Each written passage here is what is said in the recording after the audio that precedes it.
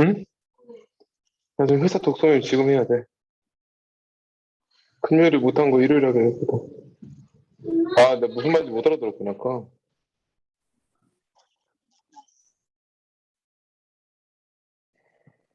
네. 어, 저희 오늘 이 시간에 나눌 얘기는 이제 곽희님 발제해 주셨던 행복의 기원, 예, 두 번째 시간으로 좀 후토크로 이어가려고 이 시간에 모이게 됐고, 곽희님께서 쭉 한번 진행해 주시면 그럼 얘기 나누고 그렇게 어, 어떤 이야기 한번 흘러갈지 보면 좋을 것 같습니다. 근데 경미님은 저희 앞 시간에 했던 거 좀 내용이 좀 파악이 되셨을지 모르겠어요. 좀 네. 들으면서 앞에 내용을 좀 네. 보겠습니다. 네. 곽기님이 앞에 그첫 발제에서 해주셨던 내용 간단하게 한번 좀 네. 요약해 주시고 그 다음에 오늘 나눌 화두에 대해서도 말씀해 주시면 네, 감사하겠습니다. 일단 오늘은 딱히 뭐 자료나 이런 거를 준비하지는 않았고요. 지난주에 했던 얘기에 좀 연장선상에서 지난주에 너무 저랑 민성님만 이제 많이 떠들어가지고 네, 이제 각자 행복에 대한 생각이나 본인의 가치관, 뭐 요즘에 그리고 어떤 부분에서 행복을 느끼고 있는지 그런 거는 각자 다 있으실 것 같아가지고 다른 분들의 그런 얘기를 들으면 되게 좀 도움이 되는 것 같더라고요. 생각하지 못했던 저런 소소한 즐거움도 있구나 뭐 이런 것도 알게 되고 또 다들 비슷한 고민을 하는구나 이런 생각도 들게 되고 그래서 좀 더 다양한 다른 분들 얘기도 듣고 싶었는데 오늘 이렇게 또 경미님까지 같이 해주셔 가지고 좀 얘기가 풍부해지지 않을까 생각이 듭니다. 또 지난주에는 서원국 교수의 행복의 기원이라는 책을 주제로 얘기를 했는데 그 책의 내용은 그냥 행복이 사실 그렇게 커다란 인생의 목표나 그런 건 아니고 인간이 아주 먼 옛날부터 살아남기 위한 본능 중에 하나였다. 이제 살아남고 후세를 계속 퍼뜨리고 그러려면은 뭔가 뇌에 자극이 있어야 되는데 그런 자극, 행복 전구 잡고 이제 다른 사람들을 만나고 사랑을 하고 후세를 남기고 이렇게 해서 인류를 점점 퍼뜨릴 수 있게 만드는 하나의 그냥 도구이자 수단이었다. 이런 식으로 이야기를 하고 있고 그 책에서는 그래서 사실 행복을 그렇게 진지하고 너무 심각하게 생각하기보다는 작은 행복이라도 빈도를 많이 가져서 내가 어느 순간에 행복할 수 있는지 그거를 잘 찾고 그걸 자주 만나는 그런 게 우리의 삶에 도움이 된다. 뭐 이런 식의 내용이었어요. 사실 제가 요즘에 주변 친구들이랑도 그런 얘기를 많이 하고 또 자꾸 약간 '행복이란 뭘까? 더 큰 행복이 우리 삶에 있지 않을까?' 이런 얘기를 주변 사람들한테 많이 듣다 보니까 이 책이 생각나 가지고 읽게 됐는데 제가 그 책 읽고 나서 그다음에 김경일 아주대 심리학과 교수님의 새로 나온 책 적정한 삶이라는 책이 있더라고요. 그 책도 읽었는데 이 책도 약간 좀 비슷한 "행복의 빈도가 되게 중요하다. 그리고 우리가 이제 더 이상은 어 과거로 돌아갈 수 없고 과거처럼 살아도 안 되는 것 같은데 지금까지는 인간은 특히 한국인은 굉장히 극대화된 삶을 추구하면서 살았는데 이제는 극대화된 삶이 아니라 좀 적정한 삶을 추구해서 살아야 된다. 나에게 적정함이 무엇인가? 나는 어느 정도면 만족감을 느끼고 적정하다고 생각하는가? 그걸 찾는 게 되게 중요하다." 뭐 이런 식의 내용이신데 음 여기서 제가 되게 웃겼던 부분이 있는데 그 부분을 쪼끔 말씀드리면 재밌을 것 같아서 그 책을 가져왔는데 무슨 내용이냐면 우리나라 한국인들이 세계에서 되게 기록을 보유하고 있는 게 두 가지가 있는데, 숫자로서 기록을 보유하고 있는 게 두 가지가 있는데, 하나는 IQ고 IQ가 되게 높은 편이고, 그리고 하나는 아난다 마이드 수치가 가장 낮은 민족이래요. 아난다 마이드가 뭐냐면 행복 분자라고 불리는 신경 전달 물질인데, 뇌에서 이게 분비가 되면 기분이 되게 좋아지고 만족감도 높아지고 통증도 완화되고 그러는데, 이유가 왜인지는 아직 밝혀지지 않았는데, 그러니까 동아시아 사람들이 이 물질이 되게 적고 그중에서도 특히 한국인이 꼴찌라고 하더라고요. 그래서 한국인은 이유는 모르지만 선천적으로 행복을 느끼기 좀 다른 나라 사람들에 비해서, 다른 인종에 비해서 좀 어려운 인종이 국가기는 하다, 이런 얘기를 하더라고요. 그래서 좀 덜 행복해지고 쉽게 행복하지 못하고 좀 고민하는 사람이 많은 걸 수도 있다, 뭐 이런 얘기를 하더라고요. 그래서 여기가 좀 웃겨가지고 좀 오늘 같이 얘기하면 좋을 것 같아서 가져와 봤습니다. 다들 어떻게 생각하시는지 궁금하네요.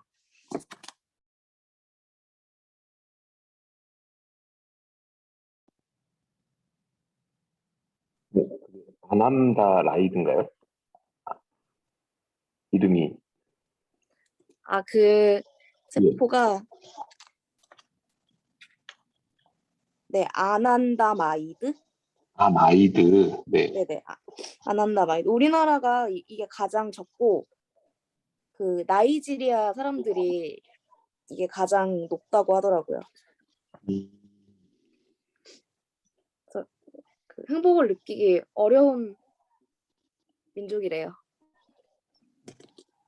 네, 위로가 되네요. 네.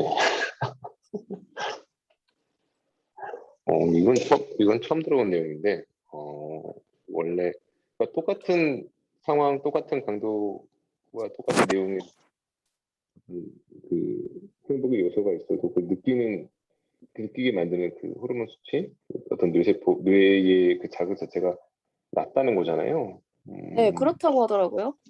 신기하네요. 그럴 것 같기도 한데. 그럴 것 같기도 한데, 네, 확실히 이 나이지리아 사람들의 우리 모습을 생각하면 항상 흥에 겨워 있잖아요. 한국은 좀 그렇지 않죠. 맞습니다. 네. 그 나이지리아가 행복한 이유는 제가 예전에 한번 모임 때도 말씀을 드렸지만, 나이지리아가 그 아프리카에서 가장 부유하거든요. 음, 유전이 있고요.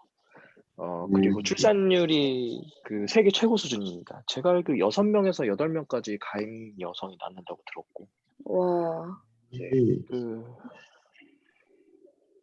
그렇다 보니 이제 평균 연령도 낮고 해서 생산성이 제일 높은 나라라고 알고 있습니다. 아프리카에서. 그래서 투자를 한다면 나이지리아에 투자를 해야 한다, 뭐 이제 이런 얘기도 많이 했었고. 그렇고 유전이 있으면 뭐 벌써 그러게요. 행복의 비결은 역시 유전인가? 행복의 근데 비결은 유전이죠. 근데 그 유전이 있는 나라들이 돈이 많아서 행복하기도 하지만, 그냥 이건 좀 여기 제 네이버에서 지금 검색을 했는데 아난다 마이드 이걸 검색하니까 이 아난다 수치가 행복과 관련된 이유가 그 부지런함과 관련돼 있다고 하네요.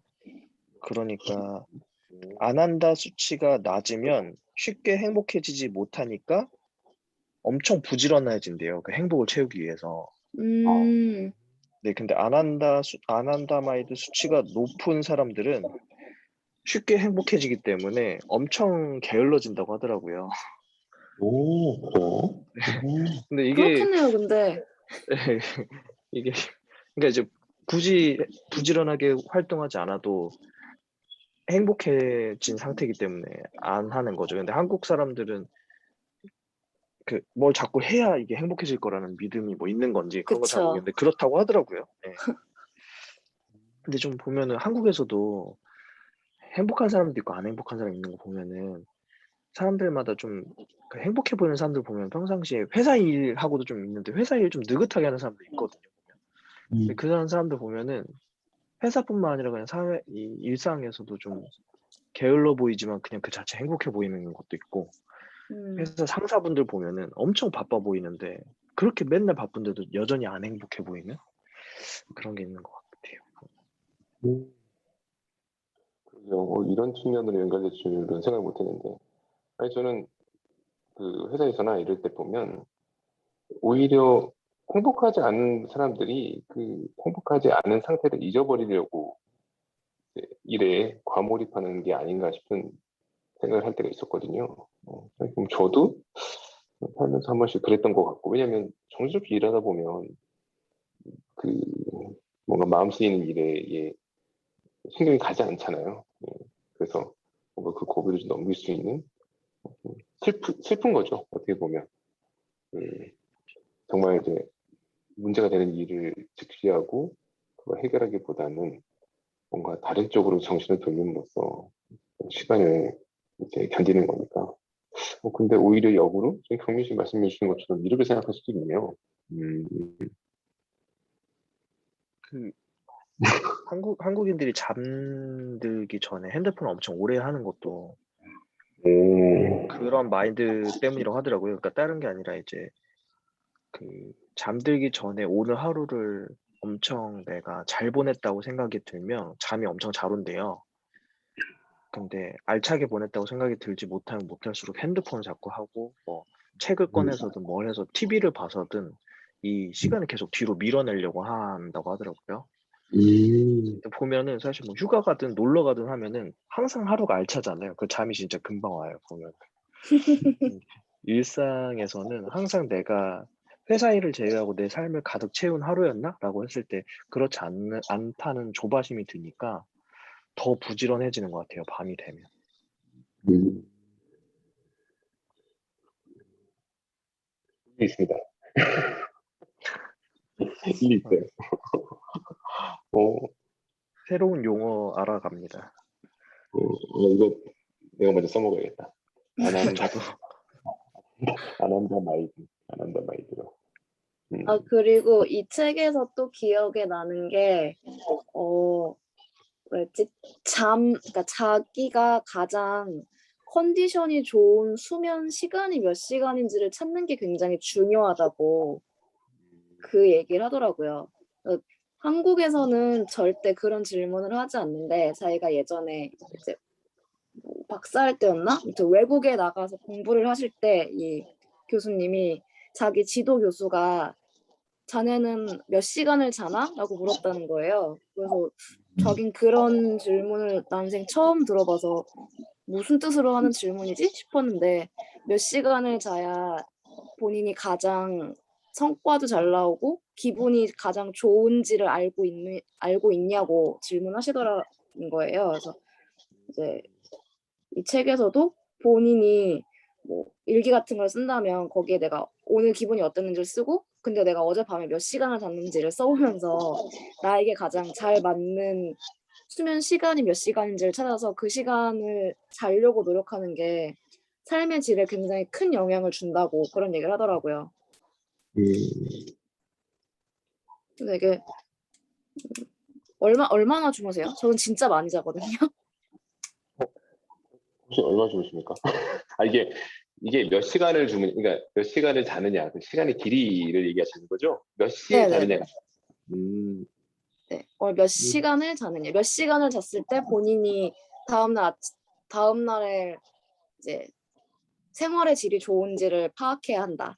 이건데 저는 한 7시간은 자야 되는 것 같아요. 많이 안 주무시는데요? 7시간이면? 평일에는 7시간은 자야 되고 주말에는 한 10시간? 어, 네. 근데 이게 이제 자녀가 있으신 분들은 네네. 이렇게 길게 주무실 수가 없죠. 그렇죠. 애들은 항상 평일에는 늘 때까지 자고 주말에는 일찍 일어나는 이상한 패턴을 보이기 때문에 7시간, 10시간. 저도 7시간인 것 같아요. 저도 이거를 언젠가 한번 이렇게 체크를 해본 적이 있거든요. 이게 확실히 잠이 부족하면 저는 굉장히 영향을 많이 받는 사람이라 저는 옛날부터 이제 시험 전날이거나 아무리 뭐 급한 일이 있어도 밤을 못 새요. 그래서 이전에 제가 이제 뭐 전략에서 일하거나 아니면 컨설팅에서 일할 때도 저녁 먹고 나서부터 퍼포먼스가 급격히 떨어집니다. 그냥 엉망이 돼요. 그냥. 이게 정신적인 문제인 줄 알았더니 좀 나중에 보니까 그게 되는 사람 안 되는 사람도 차이가 있다 뭐 이런 얘기도 있더라고요. 그래서 체크를 해보니까 7시간이 저는 딱 그걸 가름짓는 시간이었던 것 같습니다. 7시간을 자면 괜찮아요, 굉장히. 근데 7시간을 못 미치게 자면은 다음날 계속해서 머리 뒤에서 뭔가 이제 무거운 물주머니가 차 있는 것 같고 7시간 넘겨서 자는 것도 그렇게 기분이 좋은 것 같진 않더라고요. 아, 흥미 씨, 그래요? 흥미 씨는 어떠세요? 흥미 씨는 많이 안 주무실 것 같은데. 저는 잠이 적을수록 좀 개운하고, 그러니까 뭐 오. 어정쩡한 게 더 힘들고, 자려면 좀 많이 자던지 아니면 확 적게 자던지인 것 같아요. 어, 그러니까 7시간에서 9시간 사이로 자면 피로감이 풀리지가 않고, 오. 한 5시간 자면 개운한 건 사실 한 10시간 넘게 자야 개운한데, 오, 오히려 7시간, 9시간 자는 것보다 한 5시간 자는 게 덜 피곤하다는 생각이 들어요. 왜냐면 7시간에서 9시간 자면 뭔가 미련이 남는다고 할까요? 그 잠에 대한 그게 계속 남더라고요. 근데 한 5시간은 지금 활동할 만큼은 충분히 잤다라는 생각이 들어서 오, 예. 근데 이렇게 한다고 잠을 안 자는 건 아니에요. 낮에 모자란 잠을 보충하긴 하더라고요. 그래요? 네. 근데 그냥 저도 이게 제가 선후 관계가 뭐의 문제인지 모르겠는데 이게 어디서 렘 수면 얘기를 듣고 나서 그 뒤로 좀 더 그런 것 같긴 한데 네, 이게 뭐 얕은 수면인가? 얕은 수면에 있을 때 렘 수면 주기가 있을 때 그 주기에 맞춰서 끊어서 일어나면 되는데 그게 저도 들어봤어요, 그거. 그 수면 주기를 넘어서서 깨면은 엄청 피로함을 느낀다고. 그게 깊은 수면 한 차례 돌든 두 차례 돌든 상관없는데 그게 한 사이클 돌았을 때 깨면 상관없다. 그게 뭐 2시간 반에서 3시간인데 그래서 뭐 3시간 자고 일어나면 오히려 더 개운하고 4시간 반이면 피곤한데 6시간이면 또 괜찮고 또 다시 7시간 반이면 피곤하고 뭐 이런 사이클이 있다고 하더라고요.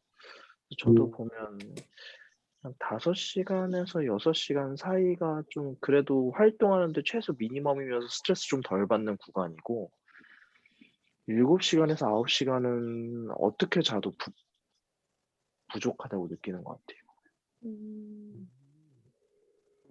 그리고 10시간이 넘어가면 오히려 아주 개운하다. 그쵸. 그 10시간을, 그쵸. 10시간 자면 확실히 개운한 것 같아요. 신기한데요? 다들 조금씩 다르다는 게 좀 신기해요. 혹시 동강님 제 말씀 가능하십니까? 동강님은 아예 안 주무실 것 같습니다. 저는 원래 옛날 별명이 하나 있었어요. 네네. 꿈나무라고. 꿈나무였어요. 잠을 너무 많이 잔다고. 아. 그래서 보통 이제 한번 자면 뭐 12시간 정도는 기본으로 자거든요. 그래서 거의 하루에 12시간에서 15시간씩 자는 패턴을 갖고 살다가 이게 나이를 먹으면서 급격히 잠 시간이 줄어들기 시작해서 지금은 5시간 정도 자는 것 같아요. 엄청 많이 줄어들으셨네요? 심할 정도로 줄어들었고, 그리고 이게 주말에 대신 몰아자는 버릇이 생겼다고 해야 될까요?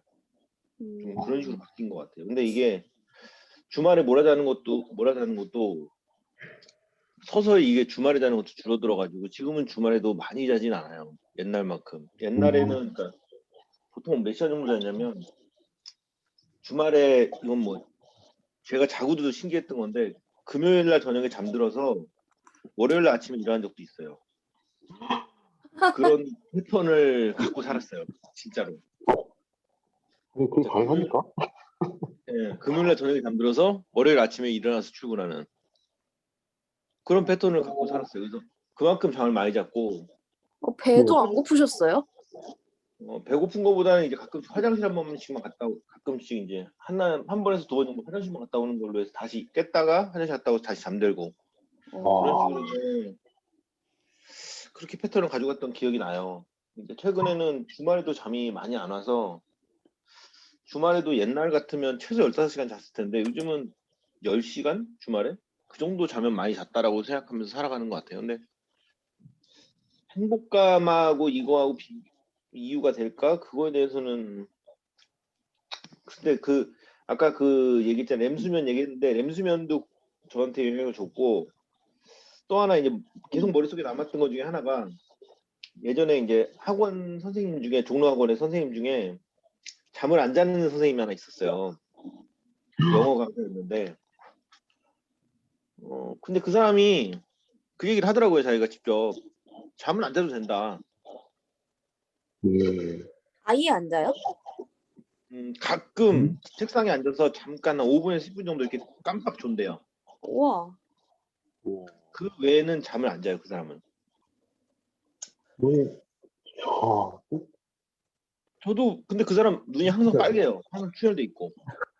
단명하실 것 같은데. 그러니까요. 근데 그 사람이 그때 당시에 그 사람 거를 수강하기 위해서는 한 3일 밤낮으로 이제 줄을 서야만 수강할 수 있을 정도로 엄청난 강사였어요. 와. 그래요? 그 사람이 그 얘기를 하더라고요. 자는 시간이 아깝다. 그게 영향을 미치지 않았나 싶은 게 저도 최근에 들어서 드는 생각이 자는 시간이 아깝다라는 생각을 가끔씩 해요. 그러면서 잠이 줄어든 것 같아요. 그 생각을 하면서. 굳이 안 자도 사는데 문제는 없다. 그리고 행복감에 대해서는 저는 자는 거에 있어서 그 생각을 했어요. 인간의 무의식이 있는데 의식은 계속 깨어있잖아요. 깨어있는 동안. 근데 자는 동안은 무의식이 활동을 할 거라고요. 그러면 무의식이 어느 정도 활동할 시간을 줘야 되는데 잠을 안 자면 무의식이 활동할 시간이 없어서 안 좋지 않을까? 그래서 좀 자줘야 무의식 활동도 하고 도움이 되지 않을까? 라는 생각을 했었고 그래서 더 자려고 노력을 했었던 시기도 있었고 그러다가 최근에 들어서는 자고 싶으면 자요. 자고 싶지 않으면 안 자고 좀 이런 식의 패턴이에요. 지금도 아까 6시에 자고 10시에 지금 깬 거거든요. 자고 싶으면 자는 거예요. 졸리네? 자야지. 그런 식으로. 특별히 시간에 그러니까 몇 시간을 자야 된다, 뭐 언제 자야 된다 이런 것이 다 없어져 버렸어요. 어느 순간. 자고 싶으면 자고, 자기 싫으면 말고 이런 식으로 살아오는 것 같아요. 지금 패턴은 그래요. 저는 그렇게 잠을 초합니다. 그럼 안 자고 내일 출근하실 수도 있는 거네요. 충분히 가능하다고 저는 생각해요. 그래도 내일 그 스케줄에 별로 영향이 없으세요? 그거는 하나의 그 마인드 문제라고 생각해요. 그러니까 생각을 어떻게 가져가느냐의 문제인 것 같아요. 그러니까 내가 밤을 샜으니까 피곤해라고 생각하면 피곤한 거고 그런 생각을 안 하면 그냥 살아가는 거고 그 차이가 아닐까? 내가 피곤하다고 생각하니까 자는 거거든요. 그런 쪽으로 좀 생각하는 쪽이에요. 이거 제가 옛날에는 인터넷에 우연히 본 글인데 좀 와닿아서 생각이 났습니다. 그러니까 잠의 딜레마인 거죠. 잠을 푹 자지 않으면 다음날 그 일상을 소화하는데 너무 무기력해요. 졸리니까 제대로 일도 못 하겠고 뭐 되게 재밌는 것도 재미를 못 느끼고 근데 그 잠을 푹 자면 너무 자기 삶이 메마른 거죠. 일만 하고 들어와 자고 또 다음날 가서 또 일하고 이 딜레마를 어떻게 해결해야 되는지 고민이었는데 자기는 이렇게 해결을 했다. 그러니까 하루는 그 늦게까지 뭐 자기 취미 생활하고 뭐 게임을 하든 아니면 뭐 다른 자기가 좋아하는 것들 뭐 영화를 보건 하루는 그러니까 이틀을 하나의 세트로 생각하는 거죠. 저희가 24시간을 하나의 사이클로 생각하는 게 아니라 48시간을 하나의 사이클로 생각해서 하루는 굉장히 이제 수면이 부족하게 지내고 그 다음에 돌아오는 저녁에는 일찍부터 자서 좀 많이 자는 거죠. 그래서 이렇게 해서 자기는 모든 삶의 즐거움을 균형점을 찾았다 이렇게 얘기를 하고 뭐 많은 사람들이 댓글로 오 되게 멋지다 나도 한번 해보고 싶다 이렇게 얘기를 했었죠. 저도 한번 해봤는데 1시간 정도 이렇게 스위치 정말 컨디션이 나쁘지 않고 뭐 특별히 일이 몰리지 않으면 2시간 정도의 스위치는 가능하더라고요. 저도 하루는 좀 2시간을 떼내고 다음에는 2시간을 붙이고. 하지만 지금 방금 들은 이 동관님의 말씀처럼 일주일을 하나의 단위로 놓고 이렇게 몰아서 한꺼번에 하는 건 와 믿을 수가 없는데요. 그렇게 해도 지장이 없으시다는 게 그러게요. 네. 저는 이게 정신적인 문제가 아니라고 봤는데 아예 아무것도 머리가 그냥 아무 뭐 정신력을 찾을 수 있는 정신 머리가 없을 정도로 대단했는데 와 지금 너무 놀랐습니다. 잠을 지배하시는 분이시군요. 근데 저는 잠에 대해서 원래 별명이 꿈나무였다 보니까 잠에 대해서 관심이 되게 많았고 잠을 어떻게 컨트롤할 것이 컨트롤이라기보다는 그냥 잠 자체가 되게 동경하는 잠이라고 되게 좋은 것이다. 많이 자는 게 좋다. 뭐 이런 생각도 있고 그 사건들만 그냥 몇 가지 얘기하면 저는 그 안 자고 며칠까지 버틸 수 있을까라는 실험을 했을 때 3일 버텼고요. 그리고 그 그냥 계속적으로 며칠까지 잘 수 있을까 테스트를 해봤을 때 4일까지 자더라고요. 최대한 많이 한 우와. 게. 그런 테스트를 해보고 그리고 이제 나이가 좀 들어서 나이가 들어서 내가 지금 나이가 들어서 이제 잠을 줄이기가 힘들지 않을까? 또 날밤을 새면 내 체력이 못 버티지 않을까라는 생각을 되게 많이 했었어요. 근데 이게 관념이라는 걸 알았던 사건이 한 번 있어요. 같이 일하는 뭐 아실지 모르겠죠. 영관이 형, 고영관이라는 분하고 같이 뭔가를 했는데 너무 재밌어가지고 둘이 같이 날밤을 샌 적이 있거든요. 너무 재밌어서. 근데 그때 되게 놀랐어요.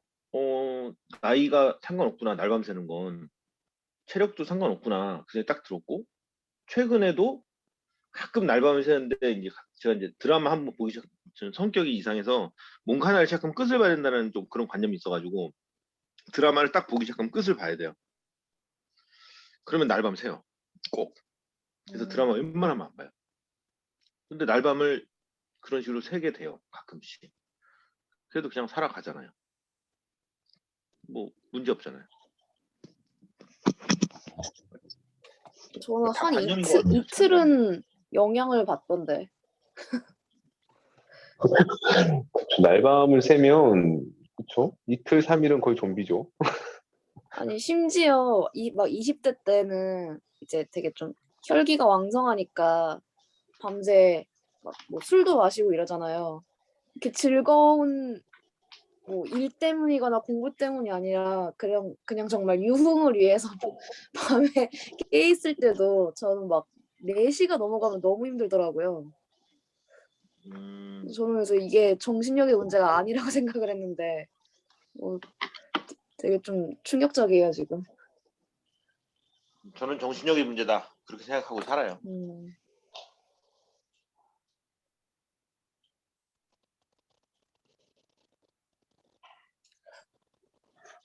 우리 컨설턴트들 막 이런 사람들도 보면 막 며칠 밤새고 또 몰아서 잠자고 이러는 거 보면 또 어느 기간 안에는 그 잠을 좀 이렇게 조절해서 몰아 할 수도 있고 그런 게 가능한가 봐요 보면. 훈련을 하면 될까요? 그렇지 않을까요? 이게 자야 한다라는 거를 학습됐기 때문에 계속 자는 게 아닐까 싶기도 하고요. 그렇죠. 그건 자기 안에 그런 규정을 해버리는 거죠. 규정을 깨야 돼. 저는 좀 정신력에 영향이 있긴 있을 것 같아요. 근데 저는 지금 동광님 말씀 들으면서 깨달은 것은 타고나는 것도 좀 있는 것 같아서 그러니까 저는 곽희님 부류거든요. 곽희님 부류라서 내가 컨설팅을 계속 했으면 뭐 단명했겠구나 생각이 드는데요. 왜냐하면 저는 컨설팅 일할 때 도저히 못 버티겠는 거예요. 근데 제가 대학생이었는데도 죽을 것 같더라고요, 진짜. 아무것도 못하겠고. 너무 힘들고. 좀 그냥 다른 거였던 것 같네요. 달랐구나. 그런 생각이 듭니다. 네. 답은 수면은 굉장히 중요합니다. 네. 네. 저희 또 또 저희 곽기님 지난주 말씀하실 때 되게 재밌었던 게, 저는 각자가 최근에 어떤 걸 할 때 행복했느냐 얘기를 저희가 좀 내밀하게 이렇게 꺼냈을 때 좀 굉장히 흥미로웠거든요. 그래서 사실 다 얘기 한번 들어보고 싶었고, 지금 저희 이렇게 수면 얘기만 해도 다 자기 이게 잘 맞는 수면, 또 최근에 자기가 이제 경험하는 수면의 패턴이 이렇게 다른데, 정말 내가 살아가는 건 그냥 나라는 굉장히 유니크한 하나의 케이스구나. 나를 뭐 어떤 인간 보편의 표준처럼 생각하면 절대 안 되겠구나, 이런 생각이 좀 듭니다. 그래서 저는 혹시 괜찮으시면 동광님한테 한번 여쭤보고 싶어요. 요즘 저희가 이제 행복의 기원이라는 책을 가지고 행복에 대한 얘기를 하고 있으니까, 동광님께서는 요즘 어떤 때 행복하다라고 많이 생각하시는지, 네, 들려주시면 좋을 것 같아요. 예, 저는 행복에 대해서 듣는 거 너무 좋은데요. 제가 행복에 대해서 얘기하는 거 되게 위험하다고 생각하는 입장이에요. 제가 그래서 큰일 났다 이거. 내가 얘기할 게 없는데 큰일 났다. 그 생각이 계속 들었어요. 그냥 얘기를 하면 좀 이것 때문에 논쟁은 아니고 사람들 좀뭔 X 소리야 이런 식의 약간 반응을 받기 때문에 일단 저는 감정을 좀 죽이는 쪽으로 많이 발달했어요. 지금 최근에 이제 수년 동안. 그러니까 행복도 없고 슬픔도 없는 쪽으로. 그래서 아주 잔잔하게 만드는 훈련을 많이 했고, 그러다 일부러요? 보니 뭐 일부러인지 뭐 그냥 그렇게 나이가 먹어서 그런 건지 정확히 모르겠지만 어쨌든 뭐 법륜 스님의 영향도 많이 있었던 것 같고 그냥 불교적인 철학도 많이 영향이 있었던 것 같기도 한데 그냥 행복이라는 것 자체도 그러니까 법륜 스님이 그 얘기 하거든요. 슬프지 않으면 행복이다라고 얘기한단 말이에요. 근데 슬픔이 큰 만큼 행복도 크다. 행복이 큰 만큼 슬픔도 크다. 이런 얘기 하는데 불교가 그런 철학이라서 그런지 몰라도 저는 특별히 슬퍼하지도 않고 특별히 화내지도 않고 특별히 즐거워하지도 않는 좀 그런 상태로 되게 오랜 시간을 살아왔어요. 거의 10년 넘게 그렇게 살아온 것 같아요. 음. 그래서 1년에 화를 내는 게 거의 한 번 있을까 말까? 반대로 언제 웃었지?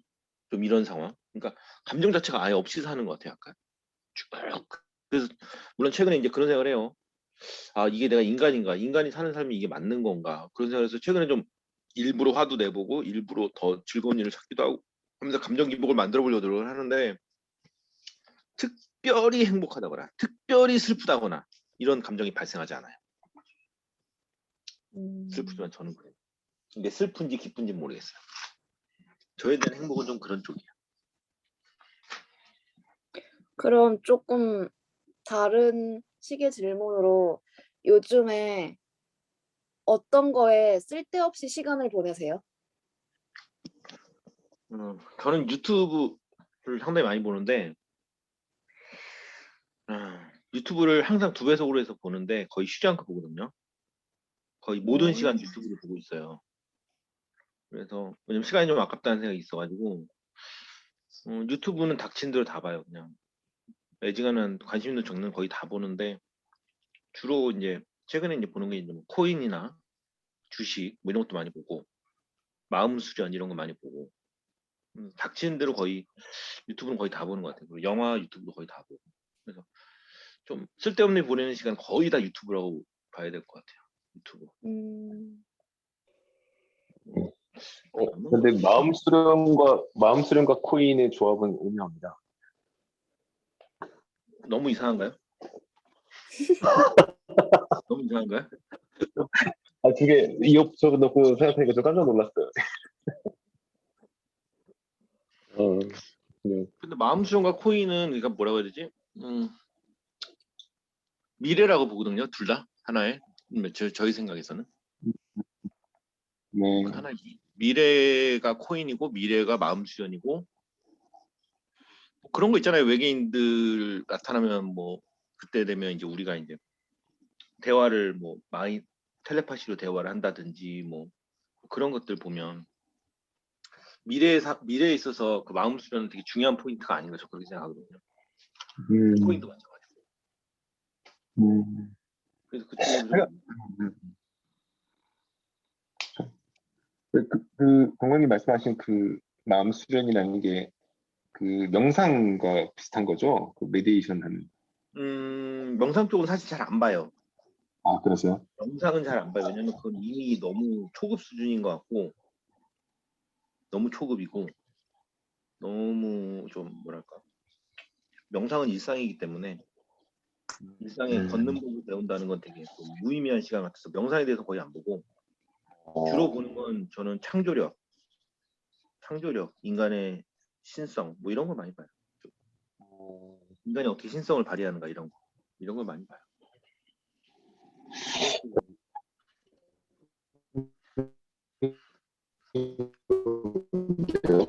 목소리 안 들려. 혹시 나중에 마음 수련으로 보신 것 중에 주신 예. 잘 안 들립니까? 목소리가 좀 깨지는데요. 지금도 안 들리세요? 잘 들려요. 지금도 안 이제. 들리십니까? 지금 잘 들립니다. 들립니다. 들려요. 네, 네, 감사합니다. 예. 집 안을 배회하고 있습니다. 집 안을 배회하면서 어디가 잘 들립니다. 예. 아니, 나중에, 동광님이 혹시, 이건 한번 보시면 괜찮다 싶으신 거 유튜브 클립 같은 거 몇 개 추천해 주시면, 한번 보면서 어떤 건지 한번 경험해 보고 싶습니다. 저도 그런 거 되게 중요하게 생각을 요즘 좀 하게 되는데, 어디서부터 시작하게 될지 모르겠는 마음이 좀 있거든요. 저희가 이제 명상이라고 말씀을 드렸는데 좀 마음을 다스리는 거죠.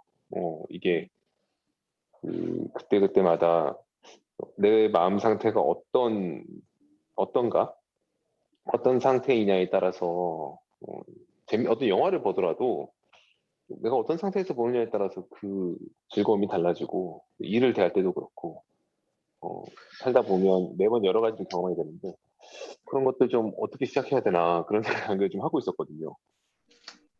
저 같은 경우에 아까 코인이나 이런 거 투자 이런 거 왜 보냐고 그랬는데 그게 왜 저한테 되게 중요하냐면 그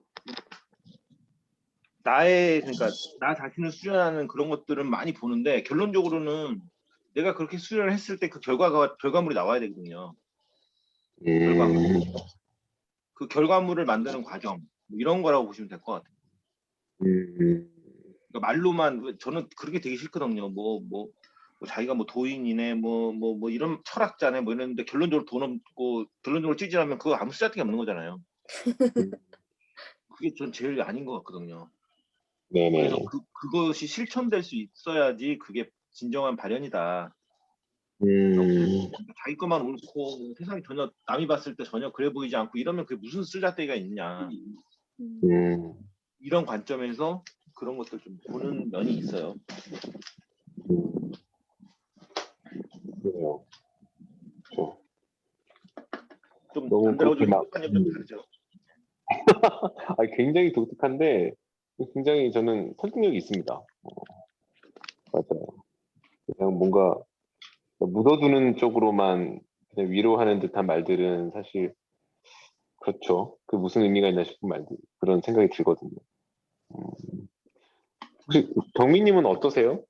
여기 경민님 이직하시고 나시고 이제 살아가실 때 어떨 때가 행복하다 떠오르는 순간들이 어떤 게 있을까요? 전 이직하고 행복해 본 적이 없어가지고요, 지금. 이직하기 전엔 있으셨어요? 네. 행복하지 않으셔서 이직하신 거 아닌가요? 행복을 찾아서? 그러게 말입니다. 행복함을 찾은 건 적은 없었고, 그렇기 때문에 더 역으로 행복할 수 있는 풍경이나 이런 시간들에 대해서 좀 더 찾을 수는 있었던 것 같아요. 그러니까 좀 이렇게 일상적으로 그러니까 저희가 이제 계속 이렇게 줌으로 많이 했었는데 줌으로 하기 이전에 이런 모임을 했던 그런 시기들이 얼마나 소중하고 행복했었는지를 알 것 같고 아유, 눈물 그런 납니다. 예. 그런 일상의 순간들이 얼마나 값졌는지를 알게 되면서 저는 사실 뭐 이직을 하는 조건들이 뭐 행복하지 않다 뭐 그냥 종합적으로는 그냥 좀 더 커리어를 높이고 싶은 목적에 옮긴 건데 이게 삶의 일상적으로 제가 놓치고 있던 부분이 너무 큰 게 있더라고요. 제가 행복을 그러니까 이제 행복이 눌려 있는 상태에서 그러니까 뭐라고 해야지? 그러니까 이게 눌려 있는 상태에서 몰랐던 게 터지니까 알게 되는 게 그나마 덜 불행했던 거는 사람들이 주변에 많아 가지고 덜 불행했다고 느꼈거든요, 저는. 그러니까 확실히 이직을 하니까 정말 제가 접점이 생기는 포인트들이 확 다 죽어버렸고 이게 현대카드 가서 사람들이라도 만나고 이러면 좋을 텐데 현대카드는 재택근무를 정말 철저하게 하더라고요, 보니까. 그래서 전 여기 와서 재택근무를 단 하루도 못 하고 있는데 진짜요? 네.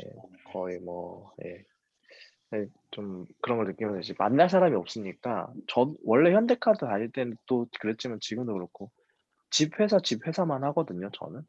그렇기 때문에 사실 현대카드에 있을 때는 만나는 접점이 많다 보니까 해소가 되고 집에 가서 휴식이었는데 이게 새로운 회사에서는 그게 해소가 안 되니까 집에 와서 계속 그 잠을 늦게 자는? 왜냐면 충분히 내가 오늘 하루를 다 채웠다고 생각하지 못해서. 그래서 행복했냐라고 하면은 그래도 최근에 가장 행복했던 거는 지난주 금요일에 동기들이랑 오랜만에 한 3개월 만에 만나서 술 먹었거든요. 이제 백신 맞은 사람들은 이제 그 4인 팟까진 가능하다고 해가지고 그때가 제일 행복했던 것 같아요. 그때 말고는 최근에 3개월. 그러니까 저는 좀 이게 사람마다 그러니까 행복의 최소치가 저는 있다고 생각하거든요. 분야별로. 돈으로는 얼마 이상이 채워져야 하고 벌이로는 얼마 이상, 주거 뭐 인프라 이런 건 얼마 이상이라는데 그 분야별로 어느 정도 채워졌다고 생각했는데 하나가 크게 비어 있으니까 그거에 대한 그래서 이게 이직해서의 문제인가라고 하면 사실 이직을 하는 데 있어서도 가장 컸던 건 이전 팀에 있을 때도 좀 이거에 대한 갈증이 컸었거든요. 그 생각을 해보면 그때도 코로나로 인한 그 코로나 블루를 겪고 있지 않았나라는 생각이 들고 코로나 블루의 영향으로 제 인생이 좀 많이 우울해지지 않았나 그런 생각이 들면서 이 코로나가 정말 빨리 끝났으면 좋겠습니다. 진짜 좀 간절하게. 그래야 행복한 시점들이 많이 생길 것 같아요, 저는. 되게 관계를 중요하게 생각하는 타입이라고 해야 할까요? 그러신 것 같아요. 네, 그런 거 치고는 저 진짜 현대카드에서 혼밥 진짜 제일 잘했거든요. 근데 그러니까 왜 그게 그랬냐, 네. 선택적으로 내가 오늘은 혼자 먹어야겠다라고 해서 혼자 먹는 것과 내가 네. 누구와도 먹을 사람이 없어서 혼자 먹는 건 좀 다른 느낌이랄까? 너무 커요, 이게. 그러니까 이걸 뭐라고 해야지? 나는 오늘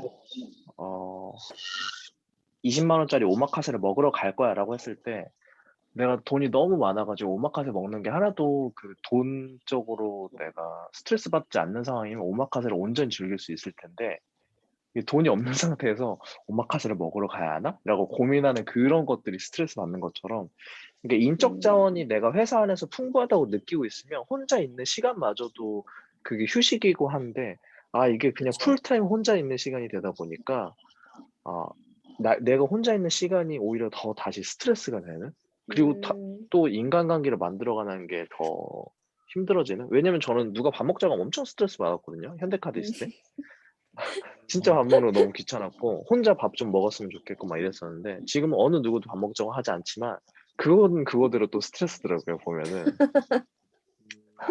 이게 참 그래서 저는 이렇게 눌렸다고 생각해요. 그러니까 다른 스트레스 때문에 그때 이제 뭐 현대카드를 다닐 때는 내가 이래서 회사 다니기 싫어라고 했던 것도 결국에는 눌려 있었다고 생각이 들어요. 그게 감춰져 있었다고 생각이 들고 그래서 지금 만약에 행복한 지점들이 있다면 그거 말고도 또 분명히 제가 행복해하고 있는 것들이 있는데 더 행복한 게 있어서 가려진 걸 수도 있어요.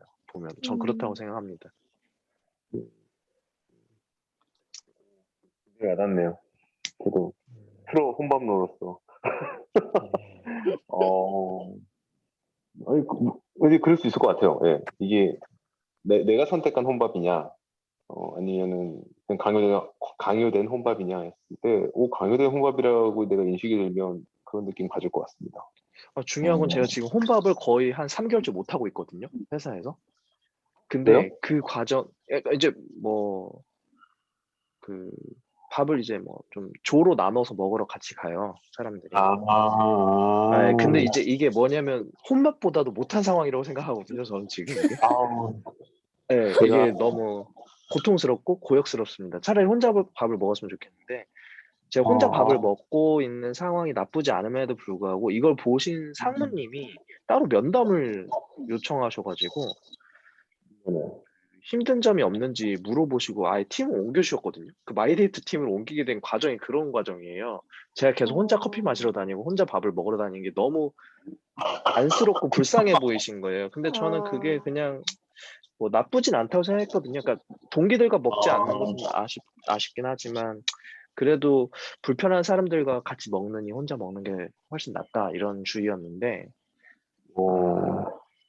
그래서 지금은 진짜 좀 고역 아닌 고역으로 회사에서 밥을 어거지로 여러 사람들과 먹고 있는데, 정말 유대감이 없는 점심이 이어진다는 건 진짜 휴식이 없는 점심이거든요, 보면. 그러네요. 그냥 업무의 연장선이네요. 예. 그래서 좀 그래서 저는 행복하냐라고 하면 행복한 시간이 요즘 거의 없는 것 같긴 해요, 좀 보면. 혼자 하는 게 지금 혼자 하는 게 행복해요? 혼자 하는 게 행복하냐고 보시면 혼자 하지 않을 수도 있는 인프라가 있을 때 혼자 하는 게 제일 행복해요. 맞아요. 저도요. 그러니까 여자친구가 없을 때 혼자 카페 가서 독서하는 건 너무 좋거든요. 여자친구 없을 때는 혼자 카페 가서 독서하는 건 좀 우울하거든요. 여자친구 없는 시기에는. 근데 여자친구가 있을 때는 내가 언제든 여자친구 볼 수 있다라는 안정감이 들면 하루쯤은 내가 시간을 내서 스타벅스 가서 커피 마시면서 독서하는 게 너무나도 평안하고 마음이 편안해지는 거죠. 그 저는 밸런스가 중요한 것 같아요. 이 얘기하니까 생각나는데 지난주 금요일이었나? 지난주 이번 주구나. 금요일이었나 목요일인가에 집에 가는 길에 되게 옛날부터 가보고 싶었던 엄청 조그만 바가 있는데 거기에 가서 혼술을 했어요. 정말요? 네, 그래서 저는 너무 좋아가지고 자랑하는 의미에서 단톡방에 막 나 지금 혼술한다 하고 막 했는데 다들 남자친구랑 헤어졌냐고. 아니라고, 남자친구 잘 계시고 이제 회사에서 지금 야근을 열심히 해서 하고 계시고 그것과 이것은 아무런 상관이 없다. 네. 상관없는 건데. 근데 왜 남자친구 있는데 같이 가지 않고, 그러니까 남자친구는 아직 야근을 한다. 그럼 남자친구 야근 안 하는 날 같이 가면 되지 않냐? 아니 나는 지금 가고 싶었던 거다. 그러니까 되게 닿지 않는 평행선 같은 대화를 계속 하면서 나는 지금 외로운 게 아니라 난 선택된 혼자라고, 내가 선택한 혼자라고 엄청 되게 약간 변명 아닌 변명을 했던 생각이 나네요. 한국에서는 혼자 뭔가를 한다는 거에 대해서 엄청 부정적으로 많이 보니까요. 아쉬운 것 그러게요. 같습니다. 이게 저도 이제 혼밥을 좋아하는 사람이고, 하지만 또 좋아하는 사람들이랑 같이 어울리는 거 좋아하거든요. 근데 주로 보면 이제 혼자인 시간에 어떤 그 비중이 굉장히 꼭 필요한 부류인 것 같아요. 그럼 무조건 혼자면 되니 또 그건 아닌데, 그러니까 그래서 이제 경미님이 말씀 주신 밸런스 중요한데, 그 밸런스의 지점이 어디에 있냐에 따라서 사람의 성향이 갈리지 않나 그런 생각이 들고, 주로 저는 사람들과 함께, 물론 좋은 사람들이지만 있는 것도 좋지만 반드시 혼자 좀 추스릴 수 있는 시간이 필요한 사람이다, 이렇게 정의가 내려지는데, 제가 정말 극렬히 혐오하는 게 밥조거든요. 밥조. 밥 먹을 때마다 조르지어 가는 건, 그 군대 말고는, 인력 통제가 꼭 필요한 군대 말고는 없어져야 하는 그런 방식이 아닌가, 그렇게 생각하고 안타깝네요. 혼자서 온전히 나의 점심시간, 나의 휴식 시간을 선택할 수 있는 권리는 기본권인데. 케빈, 이게 또 그게 있습니다. 네. 그 현대카드는 구내식당 있잖아요. 네네. 혼밥하기가 너무 좋은 분위기, 너무 좋은 인프라예요. 아, 그럼요. 이게 혼밥러를 위한 여의도에서 인프라지. 여의도에서 혼밥을 하려고 하면은 정말 곤란해지는 경우가 너무 많아요. 보면 안 받는 데도 그렇겠구나. 많을걸요? 안 받는 데가 많고요. 왜냐면 테이블을 4좌석 중에 1좌석밖에 점유를 못하기 때문에 제가 아, 이게 그렇구나. 엄청 불편해지는 경우가 많고 가는 데만 네네. 가게 되죠. 그러다 보니까 메뉴가 엄청 협소해지고 이게 구내식당은 계속 메뉴도 바뀌고 내가 혼자 좌석을 차지해도 괜찮고 뭐 이런데 그렇죠. 뭐 여러모로 그래서 저도 참 그 돈을 제가 엄청 좋아하는 사람이라고 생각을 했는데 음, 돈은 진짜 근데 이게 체감이 영원히 안 될 것 같아요. 돈이 많아지는 거에 대해서는 영원히 체감이 안 될 것 같고 이 뭐 가령 자산 같은 경우도 있잖아요. 코인이나 주식 이런 것도 장부가잖아요. 사실 이게 네. 나에게 있어서 현금 장수로 이게 지폐 몇 장 이렇게 시각적으로 보여지는 게 아니기 때문에 그래서 돈으로서 체감되는 거는 어, 어느 임계치를 넘어서면 거기서부터 무뎌지는 것 같아요. 제 생각에는 그게 나의 문화비, 최소 주거비와 식비와 교통비와 이런 최소 생계비 플러스 문화비 플러스 친구들이랑 술 좀 먹을 수 있는 유흥비 정도까지 충당이 된다. 그럼 그거 넘어가면 사실 좀 무뎌지는 것 같고. 근데 이제 이 인적 네트워크에 대한 갈증은 음. 정말 근데 어려운 것 같긴 해요. 이게 밸런스가 한번 깨지고 나면 저 노력을 하는데도 이게 잘 안 된다. 저는 그래서 사실 혼밥하러 다니는 것 때문에 문제가 아니라 사실 마이데이터 팀으로 옮기기 전에 퇴사하고 이직 다시 알아보기 시작했었거든요. 근데 이제 아, 또 새로운 기회가 있다고 하니 해서 왔는데 근데 저는 여전히 그런 것 같아요. 그 회사에서 주는 분위기가 여전히 이거 확실히 현대카드에서 느끼던 분위기를 다른 데서 오니까 이게 확실히 체감이 너무 빡세다. 이게 너무 커가지고 정장 입고 출근하고 아침 8시에 가가지고 5시 반에 퇴근하거든요. 근데 이게 진짜 계속 반복이 되니까 이게 스몰 토크가 안 되는 것 같아요. 저 진짜 그게 너무 좋았던 것 같은데요. 맨날 이게 전 직장에 대해서 아쉬움보다 이게 자꾸 부러운 이야기만 하는 것 같은데 이 계속 구글을 보면 네네. 구글이었나요? 페이스북인가 이게 아마존인가 어디 잘 기억이 안 나는데 구글이었던 것 같아요. 구글을 보면은 복도를 넷플릭스 그 복도를 엄청 좁게 해놓은대요. 그래서 사람들끼리 지나치다가 스킨십이 발생할 수 있게 만든다 하더라고요. 이게 스몰 토크로 이어지고 이 스몰 토크가 사람 간의 유대를 만들어서 이 실제 일을 하는 데 있어서도 훨씬 소통감을 높일 수 있다라고 하더라고요. 실제로 저는 그게 현대카드가 이 내부 인테리어를 하는 데 있어서 많이 고려했다고 생각이 들고 통로를 뭐 좁게 만든다는 게 아니라 곳곳에서 휴식할 수 있게끔 만들어 뒀거든요, 이거를 사람들이. 그래서 그런 장치들을 곳곳에 해두다 보니까 확실히 이게 기업 문화가 있는 팀과 아닌 팀은 여전히 있는 회사는 확실히 다르다. 제가 좀 많이 느끼는 건 저희 회사 아직도 앞존법 써요. 진짜요? 네, 앞점법이요? 그래서 앞존법을 씁니다. 그래서 저는 이게 이게 뭔 모든 게 말이에요? 다 등가 교환이라고 생각은 해요. 등가 교환이라고 생각을 하는데, 근데 그런 것들이 다 가까워지기 어려워지는 맥락이라고 생각이 들어요. 상사들과 가까워질 수 있는 것들이 계속 줄어든다. 앞존법을 안 쓰면 좀 더 상사가 가까워질 수 있다고 생각하거든요.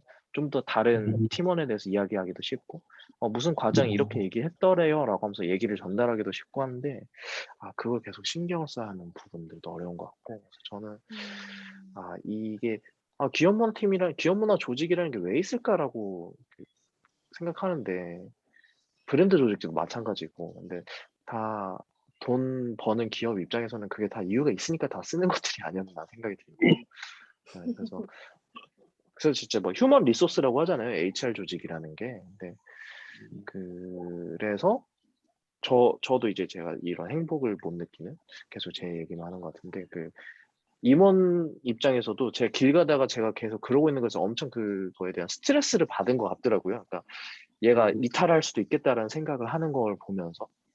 그래서 아예 회사 입장에서도 이 인간에 대한 인간 관계에 대해서 엄청 신경을 많이 쓰고 있구나라는 생각을 들었고, 저는 요즘 좀 많이 그런 게 중요하다고 생각합니다. 행복한 걸 물어보셔가지고 안 행복한 지점을 찾아서 말씀드렸습니다. 행복은 그러니까 행복의 어떤 이 유전자를 나눠야 되는데 불행의 바이러스가 퍼지고 있습니다. 아, 그러네요. 맞는 그래서 얘기네요. 켈빈님과 곽희님이 계신 네. 곳이, 그러니까 그게 뭐 천국이다 제일 좋다 이런 건 아니지만 네. 이게 너무 당연하다고 생각했던 것들이 발견 안 되는 것들이 있는 것 같아요. 저는. 그럼요. 네. 맞습니다. 저는 경민님 말씀에 굉장히 동의하는 게 그러니까 저도 평소에 하는 생각 중에 아까 와닿는 게 있었어요. 뭐냐면 행복은 개개인별로 행복함을 이렇게 완성시키는 포트폴리오가 전 다르다고 생각해요. 각자가 생각하는 포트폴리오가 굉장히 유사한 것들로 이제 구성이 되지만 각자의 나의 행복함을 구성하는 포트폴리오가 조금씩은 다르고 그 포트폴리오는 그 각각의 요소들이 이제 충족이라고 하는 단계에 이르르면 그 이상은 현격하게 이제 만족감이 떨어지죠. 근데 그걸 충족이라고 생각하는 수준도 개인마다 조금씩 차이가 있고요. 그렇다고 봅니다. 아까 이제 그래서 아까 경미님이 돈에 대한 얘기를 하셨는데 왜 저희 옛날에 이런 얘기 했던 것 같은데요. 그냥 돈 없을 때는 돈이 되게 중요했는데 먹고 살만해지니까 이제 돈보다는 시간이 더 중요하고 뭐 이런 얘기를 저희가 했던 것 같아요. 그래서 돈이라고 하는 것은 물론 제가 돈이 아주 많아본 적이 없어서 이런 얘기 쉽게 하는 것 같긴 한데 제가 생각할 때 제 삶에 있어서 돈은 이제 그렇게 중요한 것 같진 않아요. 솔직히 행복감을 높이는 데 있어서 지금의 나의 시간을 돈을 버는 것에 2배를 쓰고 돈은 뭐 2.5배나 3배를 번다 하겠느냐? 저는 안 할 것 같아요. 안 할 것 같습니다. 그냥 재택하다가 점심에 배달비 신경 안 쓰고 그냥 배달의 민족에서 주문할 수 있을 정도면 그 정도면 우선 돈은 된 거 아닌가라는 생각을 하면서 살고 있고 근데 다른 게 더 중요한 것 같아요. 그러니까 내가 이제 행복을 느끼려면 그리고 이 행복을 느끼는 포트폴리오가 내가 처한 상황과 그리고 시간이 흘러감에 따라서 내가 나이 들어감에 따라서 또 내가 경험하는 거에 따라서 계속 바뀌고 있기 때문에 그걸 잘 맞춰가야죠. 그게 쉽지가 않는 문제고 특히 제가 이렇게 나이에 있어서 어느 한 중요한 지점을 지날 때 이 포트폴리오가 크게 한번 흔들리는 것 같은데 그래서 또 고민이 많죠. 이전까지 내가 잘 유지해 왔고 그래서 나쁘지 않게 마음의 상태를 가지면서 유지하면서 살아왔는데 달라진 거는 크게 없는 것 같은데 행복도가 이제 떨어지는 거예요. 이게 무슨 일이지? 갑자기 내가 왜 이러지? 권태인가? 뭐 이렇게 생각해 보지만 사실은 그 포트폴리오가 달라진 것 같습니다. 네. 그거를 고민하면서 시간을 보낼 때가 많이 있게 되는 것 같아요. 근데 저는 경민님 말씀에 또 공감하는 게 뭐냐면 그 포트폴리오 요소 중에 굉장히 중요한 것들이 충족이 되니까 그걸 별로 생각을 안 하고 사는 거죠. 만약에 내가 갑자기 지금 건강검진을 했는데 암이라든지 우리 애들이 갑자기 큰 사고를 당해가지고 평생 뭐 장애로 살아야 된다라든지 뭐 이런 일이 생기면 나머지 뭐가 의미가 있겠습니까? 근데 그런 것들이 다 큰 문제가 안 되니까 이제 그런 것들은 이제 충족으로 이제 넘어가고 하지만 불충족된 몇 가지에 계속 이제 마음이 쓰이고 끌리면서 내가 좀 그러니까 행복감을 덜 느끼는구나 혹은 불행함을 느끼는구나라고 이렇게 나아가는 생각이 흘러가는 것 같아요. 그 지점을 어떻게 바라봐야 되느냐가 요즘 이제 큰 숙제인 것 같아요. 아까 돈 얘기가 나와가지고 생각이 났는데 이 책에 보면은 그 소득과 삶의 만족도, 그러니까 행복의 관계가 어떻게 되는지 그래프가 있거든요. 근데 되게 저 약간 좀 놀랐는데 미국의 그래프를 보면은 미국 사람들 그래프를 보면은 이제 왼쪽에서 제일 낮아가지고 원만하게 올라가서 7만 달러 거기 정도까지 가면 이제 더 이상 많이 올라가지 않고 쭉 그냥 평행하게 가요. 7만 달러까지는 이제 돈이 많을수록 행복하다는 뜻인 거죠. 근데 우리나라에서 똑같이 돈이랑 삶의 만족도의 관계에 대해서 그래프를 만들어 봤는데, 그러니까 조사를 해서 그래프를 만들었는데, 우리나라는 관계가 없다고 나와요. 오히려. 그 말은 뭐 얼마 금액까지는 우상향이고 뭐 그런 게 없다는 겁니까? 그냥 네, 그냥 그게 없다. 가로로 그냥, 그러니까 약간의 올라갔다 내려갔다는 있는데, 별 의미 없이 그냥 우리가 지렁이 그리듯이 그냥 꾸불꾸불한 선이 가로로 있을 뿐이지 그렇게 돈에 따라서 우상향을 하고 이런 양상이 안 보인대요. 그래서 오히려 우리나라가 별로 행복에 돈에 큰 영향을 받지 않다고 하는데 저는 우리나라는 돈 있으면 정말 행복한 나라라고 생각합니다. 저도 네, 그렇게 왜냐하면 생각했거든요. 네네.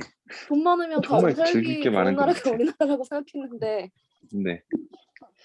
여기서 그래서 이분은 김경일 교수는 그러니까 돈이 많으면 좋다고 생각하지만 별로 돈 많은 사람이나 그런 걸 겉으로 드러내면서 동경하지 않는 것 같다? 뭐 이런 식으로 얘기를 하시더라고요. 근데 어떤 설명을 하든지 저는 되게 좀 충격적이었어요. 우리나라야말로 정말 돈이 많으면 많을수록 행복이 어느 정도까지는 엄청 가파르게 상승할 거라고 생각했는데 그냥 지렁이 같은 꾸불꾸불밖에 없어요. 그거 아까 곽희님이 말씀해주신 그 호르몬 부족 현상 아닙니까? 돈이 많아도 호르몬이 신경 전달 물질이 나오지 이거는 않으니까 아까 행복을 느끼지 김광님이 못하는 건가? 말씀하신 얘기랑 비슷한 것 같아요. 마음가짐의 문제인 것 같아요. 네. 왜냐하면 아까 그리고 칼빈님이 말씀하신 것처럼 내 마음가짐이 어떤 상태냐에 따라서 보는 컨텐츠와 이런 것들의 느낌이 달라진다고 하셨는데 네. 사실 그게 제일 큰 것 같아요. 그러니까 경제적인 증가와 행복의 만족도 일정 수준 외국에서처럼 우상향 관계, 뭐 양의 관계는 있는 것 같은데 그 다음부터는 정말 약간 마음가짐인 것 같아요. 돈이 많이 없어도 행복하게 살 수 있는 사람들이 있는데 그건 뭐 일부 예외 케이스이고 돈이 정말 많아도 불행한 사람도 있는데 그것도 일부 예외 케이스이고 일반적으로는 경제적 부가 왜냐하면 경제적 부가 있으면 선택지가 다양해지는 것 같아요. 내가 하기 싫은 걸 안 해도 돼. 예를 들면 뭐 그쵸. 경제적 부가 있으면 청소 안 해도 돼. 맡겨. 무슨 선택 안 해도 돼. 조금 손해보는 거? 괜찮아. 왜냐면 경제적 부가 많으니까. 그래서 자기가 좋아하는 것들에 좀 더 집중할 수 있는 것 같아요. 근데 이제 그 다음부터의 마음가짐의 문제는 내가 진짜 뭘 좋아하고 뭘 추구하는지 아느냐 못 아느냐가 행복의 조건인 것 같아요. 그래서 물질적 부가 어느 정도 충족된 이후에 그 다음부터는 네, 자기가 진짜 좋아하는 게 뭐지? 내가 진짜 행복한 순간들이 뭐지를 스스로가 잘 알고 있고 네, 그게 행복함에 되게 절대적인 영향을 미치는 것 같아요. 호영 지금 아주 중요한 제일 핵심을 내가 얘기하고 싶은 그 얘기를 했는데 결론은 뭐에 행복하냐 이걸 아는 게 모든 것 핵심 포인트라고 저는 생각해요. 사람마다 다 다르거든요.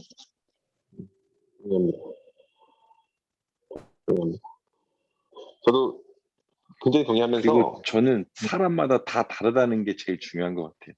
맞아요. 남은 나와 본질적으로 다르다. 이거를 깨닫는 게 제일 중요해요. 점심시간에 왜 그렇게 여럿이 우르르 나가서 밥을 먹지?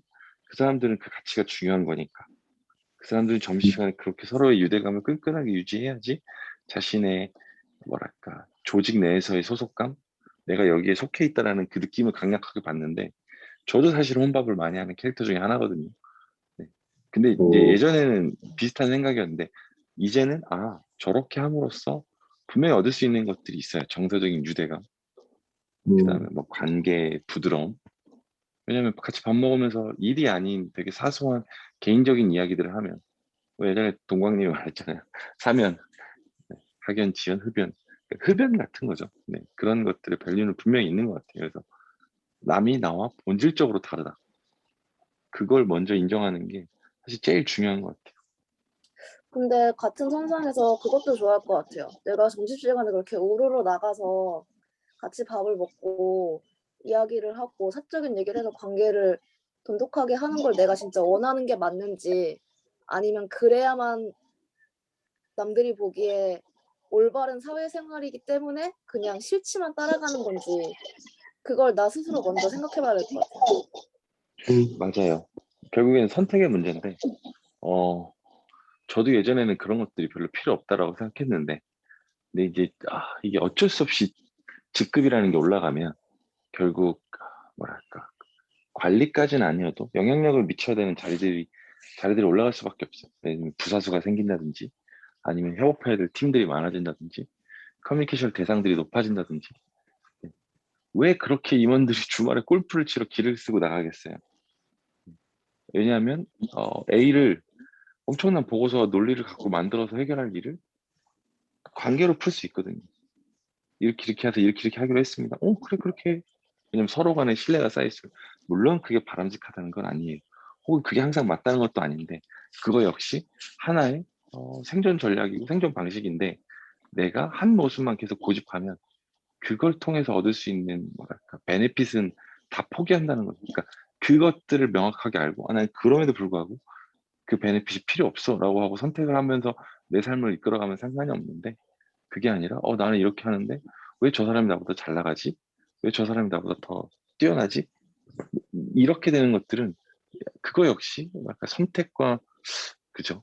선택의 결과, 그 결과에 대한 책임, 약간 이런 것 같아요. 네, 그래서 조금은 아, 네, 나를 내려놓고 가끔씩은 나를 내려놓고 내가 진짜 원하는 목표가 뭐고 그 목표로 가기 위한 여러 가지 경우의 수가 있는데 어, 나의 전략은 어떻고 다른 사람은 어떻게 하고 어떤 게 더 효과적이고 효율적이지라는 것들을 나의 기준이 아니라 약간 좀 객관적으로 보는 것들이 뭐랄까 좀 스무스하게 유연하게 대처할 수 있는 방법들이 아닌가라는 생각들이 좀 드네요. 뭐 저의 개인적인 의견입니다. 이것도. 네. 전 동의합니다. 동의하고 모르겠어요. 그러니까 저는 되게 신기한 게 여기 되게 혼밥러가 되게 많네요. 우리 모임에 문제가 있네. 너무 웃긴 게 근데 이 모임이 점심 때 모여서 이야기하자고 만들어진 모임이거든요. 근데 혼밥하는 사람들, 혼밥을 좋아하는 사람들이 절대 만나서 책 얘기하는 자리에 모여 있다는 건 굉장히 아이러니입니다. 근데 어쨌든 저는 그런 생각, 아까 이렇게 말씀해 주신 걸 조금 이어서 그런 생각이 들어요. 뭐냐면 그 점심 때 그 우르르 몰려 나가서 그렇게 하는 이유가 어 이렇게 하는 게 바람직한 사회생활이기 때문에 나한테 이제 객관적으로 봤을 때도 소속감을 주고 충족감을 주고 더 나은 결과를 낳기 때문에 뭐 이런 것도 있지만 저는 굉장히 많은 부류의 사람들은 아마도 그러니까 그렇게 하는 게 그 휴식이 되기 때문에 한다고 저는 생각을 해요. 뭐 복잡한 계산 속에서 그 시간까지도 뭔가 더 나은 결과를 얻어내기 위해서 저는 그렇다기보다는 그 퍽퍽한 하루 일상 중에서 점심을 먹을 때 그나마 좀 말이 통하는 사람이랑 같이 스몰 토크하고 그냥 말랑말랑한 얘기하고 남 뒷담화도 하고 그러면서 그 시간에 그 시간을 좀 이렇게 매끄럽게 통과하는 거죠. 만약 그렇게 하지 않고 혼자 밥 먹는다라고 하면 남의 시선을 신경 쓰지 않는 정도의 외피를 입었다 하더라도 머릿속에 드는 생각은 아까 해결 다 하지 못하고 온 일거리라든지 아니면 어떤 그 답답한 그 감정에서 계속 머물러 있는 것처럼 되어 있을 수도 있지 않습니까? 어쨌든 그 시간 동안에 밥은 먹어야 되고 시간은 지나야 되는데 그래서 저는 누군가가 사람들과 어울려서 계속 함께 밥을 먹기를 원하고 그 안에서 정말 가벼운 얘기 하기를 원하고 그럴 때 옛날에 굉장히 좀 무가치하다고 생각했었거든요. 또 철없을 때는. 지금은 그런 마음의 상태가 부럽기도 합니다.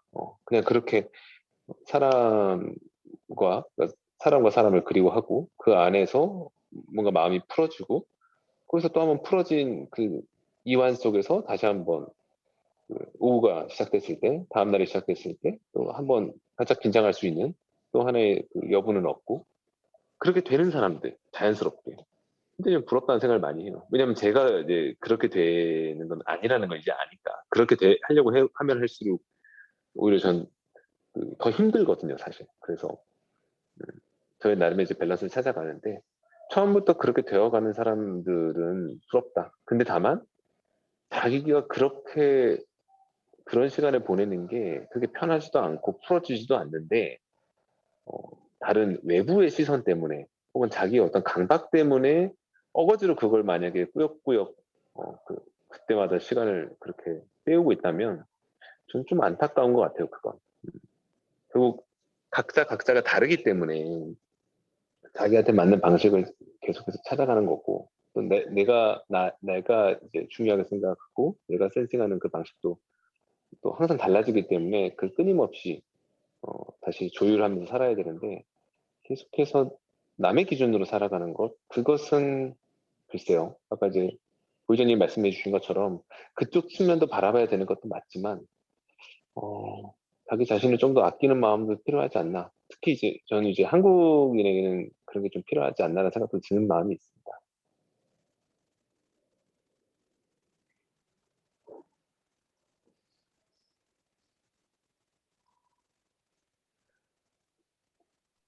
예, 갑자기 말 멈춘 거 맞죠? 예, 맞습니다. 예, 맞습니다. 예, 예.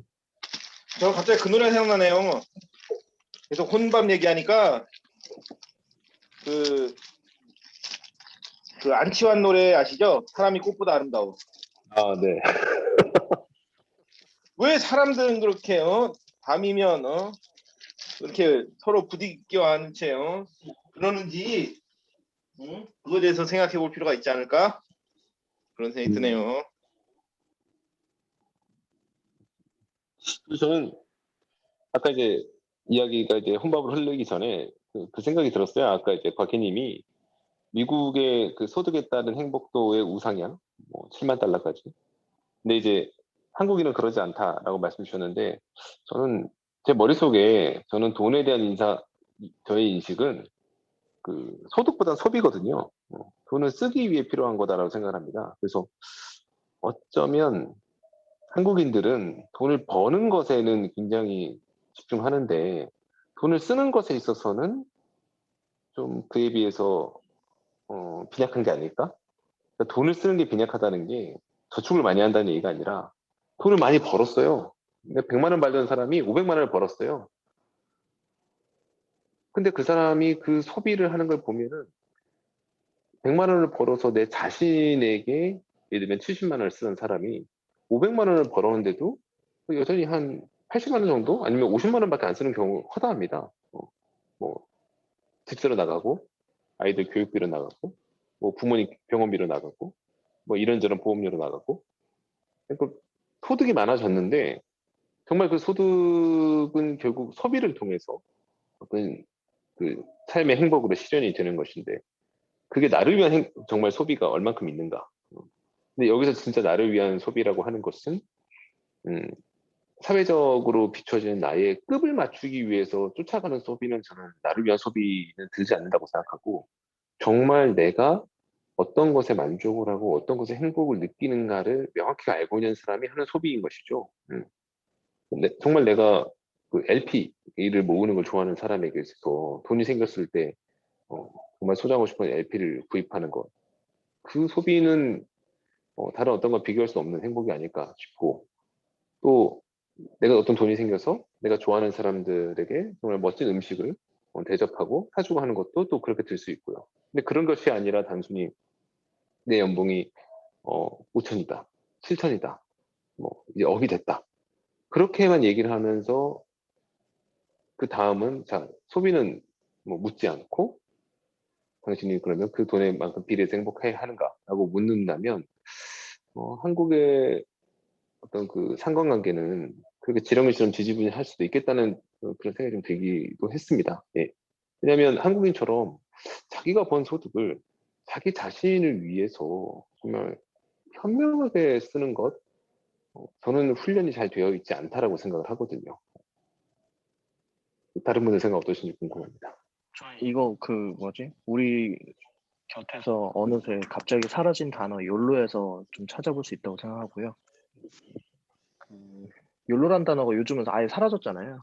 욜로란 단어를 예전에는 욜로 단어에 대해서 부정적인 견해도 너무 많았고, 근데 지금 이게 언제부터 사라졌냐면 한 2018년, 19년쯤부터 사라지기 시작했는데, 제가 최근에 이제 너무 회사 그만두고 싶어서 이제 요식업 창업을 해야겠다 해서 요식업 하는 친구들한테 막 물어봤는데, 이 친구들이 재밌는 얘기를 하더라고요. 무슨 얘기냐면은 신라호텔에 망고 빙수를 아예 줄 서서 먹는다고 하더라고요, 요즘 친구들이. 그래서 그 정도인가라고 했을 때 제 주변에 망고 빙수 줄 서서 먹는 애들 없거든요, 보면은. 근데 이게 어느 나이대에서 먹나 보니까 20대 후반, 중반 후반 애들이 많이 가서 먹는다 하더라고요. 망고 빙수가 그리고 작년 대비 올해 또 올라서 62,000원인가 한다 하더라고요. 망고 빙수 하나에. 빙수 하나가 62,000원이요? 네. 이런 62,000원 하는데, 그 망고 빙수를 찍어서 인스타에 올리는 그거 자체가 이제 자기를 위해서 소비하는 행동인 거죠. 그게 물론 이제 남들에게 보여주기 위한 행위이긴 하지만, 그렇게 찍어서 남들에게 보여줘서 남들로부터 이제 부러움을 사고 자신이 그로부터 만족을 얻는 행동을 하는 게 좀 더 이제 그렇긴 한데, 이게 뭐 이제 욜로란 단어가 사라져서 그렇지 욜로의 행태는 좀 더 갈라져서 많이 행해지고 있는 것 같아요. 그러니까 이게 좀 더 세대별로 구분이 돼서 지금의 20대 중반부터 후반까지는 더 어린 세대부터 그 나이대까지는 그냥 이제는 완전히 자신의 소득을 몰빵 다 붓는 경향이 있고, 30대 초반부터는 거의 그냥 전 국민이 그냥 미쳐 있잖아요. 지금 부동산이라는 거에 완전히 미쳐 있기 때문에 그냥 어딜 가나 그런 자기 가처분 소득이 떨어지는 선택만을 하고 있는 거죠. 그러니까 이제 내 월 소득에서 얼만큼을 원리금으로 이제 주택담보대출 원리금으로 낼 것이냐 이거에 대해서 먼저 박아놓고 시작하기 때문에 실제로 운용이 가능한 가처분 소득은 매우 현저하게 떨어지고 있고 앞으로도 더더욱 그러고 있을 거고요. 근데 그 반면에 그게 완전히 멀어졌다고 생각하는 사람들은 방금 말씀드린 것처럼 망고빙수 62,000원 쓰는 거에 전혀 아까워하지 않거든요. 왜냐하면 이 62,000원 쓰지 않는다고 해서 내가 집을 살 수 있다라고 생각하지 않기 때문에 충분히 그런 소비로 이어질 수 있다라고 보고, 이건 어떻게 이어지냐면 그 원룸보다 오피스텔 거주하는 경향이 더 높아지고 있고 사람들이. 근데 이제 왜냐면 이제 원룸이 좀 더 월세가 좀 덜 들고 오피스텔이 좀 더 든다 하더라도 조금 더 출퇴근이 쉽고 좀 더 퇴근하고 이후에 삶이 쾌적할 수 있는 환경으로 돈을 쓰는데 더 많이 쓰는 것 같더라고요. 그래서 보면 아까 뭐죠, 호영님 말씀하신 것처럼 이게 돈이 있으면 있을수록 선택지가 넓어지는 건데, 이게 어느 시점을 기점으로 세대가 확 갈린 것 같아요. 그 온리 부동산만 쫓으면서 사는 세대들한테는 더 이상 선택지가 없어진 거고, 그 이상 가처분 소득이 진짜 아까 그 곽희님이 말씀하신 거 저도 자료로 봤는데, 그게 7천만 달러가 한국 기준으로, 그리고 일단 그 7천만 달러가 그 7만 달러가 그거라고 하더라고요. 그 세후. 그러니까 세금 다 떼고라고 얘기를 들었거든요, 제가. 세전이 아니라. 그래서 세후로 따지면은 그 한국 기준으로 지금 우리나라 기준으로 880만 원을 받아야 이 역치가 완전히 그 등치화 된다고 하나요? 이게 좀 그 선형이 끝난대요. 그러니까 비례가 끝난다고 하더라고요. 그래서 그걸 넘어서면 이제 정말 한국에서도 선택지가 넓어져서 행복해질 수 있는 것 같은데, 웬만한 소득으로는 이제 그 세후 880만 원까지는 다 그걸 쫓는 삶이지 않을까 생각하고, 이미 그게 확 멀어졌다라고 생각하는 사람들은 보다 본인을 위한 소비를 더 높여가는 것 같아요. 구찌 가방을 산다던가, 뭐 명품 가방을 사고 자기 위해 투자하고, 뭐 아무리 어려워졌다고 하더라도 그 주요 호텔들 예약 안 되는 건 더 빡세졌잖아요. 이전보다 더. 물론 코로나 때문이긴 하지만. 저는 뭐 이게 코로나도 코로나고 뭐 그런 부동산에 대한 스트레스도 그렇고 한 최근 한 3-4년 이내에 그게 크게 바뀌어 버려서 저는 불행할지 몰라도 저희보다 훨씬 어린 세대는 또 행복을 찾아가지 않을까라는 생각도 들고요. 그 소득 그거 되게 많이 따지는데 저 같은 경우에는 이제 소득이 저희들 조금 더 오픈을 하면 소득이 하늘과 땅을 오갔던 적도 있고 제가 이제 본 직업이 최소 100가지는 넘는 것 같거든요. 엄청나게 많은 일들을 해봤고 마약 분야에서 일을 해봤고 소득도 벌 만큼 벌어봤고 못 벌 만큼도 못 벌어봤고 다 해봤는데 선배들이 해준 얘기 중에 하나 기억에 남는 얘기를 해드릴게요. 소비에 대해서 규정하게 되는 그 소득을 넘어서기 위해서는 맨날 선배들이 했던 얘기가 최소 월 3천을 벌어야 된다고 얘기했어요. 최소 월 3천 단위를 벌기 시작하면 그러니까 월 1,000 이상을 벌기 시작하면 그 소비에 대해서 조금씩 이제 주저함이 없어지는데 완벽하게는 안 된다는 거예요. 근데 월 3천을 넘어가면 그때부터는 완벽하게 주저없이 소비 안 돼. 뭐든 돈 따지지 않고. 실제로 그런 현상이 벌어지고요. 근데 그거는 반대로 또 얘기를 하면 사람들은 이제 그 소득이 끊긴 거에 대해서 되게 두려움을 갖고 있고 돈이 없으면 어떻게 사나 이런 것들에 대해서 되게 신경을 많이 쓰는데 저는 소득이 끊겨본 적이 있어요. 많아요. 소득이 아예 없었던 거죠. 소득이 아예 없었던 삶을 살아봤는데 그러면 소득이 끊긴 삶은 되게 궁핍하고 되게 슬프고 괴롭고 이럴 것이냐? 전혀 그렇지 않아요. 똑같습니다. 사는 삶은 똑같이 술 먹고요, 똑같이 고기 먹고요, 예? 똑같이 할 거 다 하고 먹을 거 다 먹습니다. 바뀌지 않는다는 거죠. 정확히 내가 좀 더 구체적으로 얘기를 하면 소득이 그때 500이 안 된 적이 한 번 있었어요. 연소득이 한 달에 한 10만 원을 벌었나? 거의 그냥 안 번 거죠. 몇 살 그랬는데 때요? 그게 되게 좀 31살 땐가? 31살 땐가 32살 때 연소득을 보니까 600이 안 되더라고요. 연소득이. 그때 되게 내가 이렇게 돈이 없었어? 라는 걸 이제 뒤늦게 알았어요. 근데 그때 가만히 돌이켜 보면 젊은 나이기 때문에 뭐 술집도 가고 할 거 다 했어요. 그럼 내가 돈이 있어서 했냐? 그거 아니에요. 주변 사람들이 다 사주고 뭐 이렇게 했어요. 근데 그 다음 해에는 제가 반대로 또 소득이 높아졌어요. 그리고 나서 다른 사람들을 사줬어요.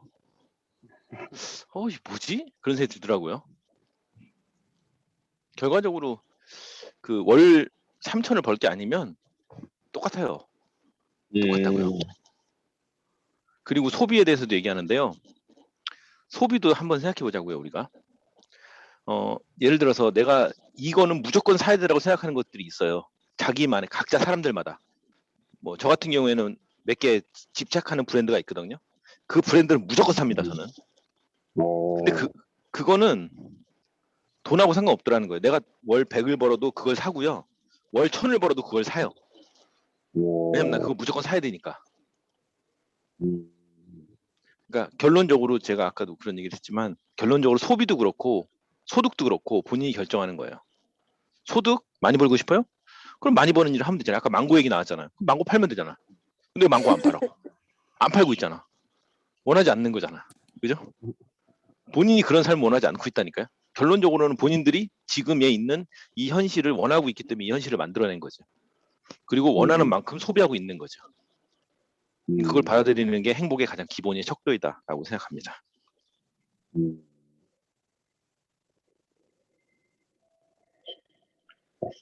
저도 이제 그럼 책 얘기를 좀 해보면, 저도 이제 책을 한 권 읽은 게 있어요. 예전에 모나리자 행복 미소의 비밀. 이 책은 어쨌든 긍정 심리학 관련된 세계 최고의 행복 심리학자 에드 티너 교수가 쓴 책인데, 몇 가지 요약해 보면 행복할 수 있는 조건들 이제 여기서 얘기해요. 당연히 소득도 있는데 건강은 지금 저희가 얘기를 전혀 안 하고 있는데, 왜냐면 우리가 모두 건강하니까. 건강은 가장 기본 조건이고요. 그 다음에 이제 일은 되게 중요해요.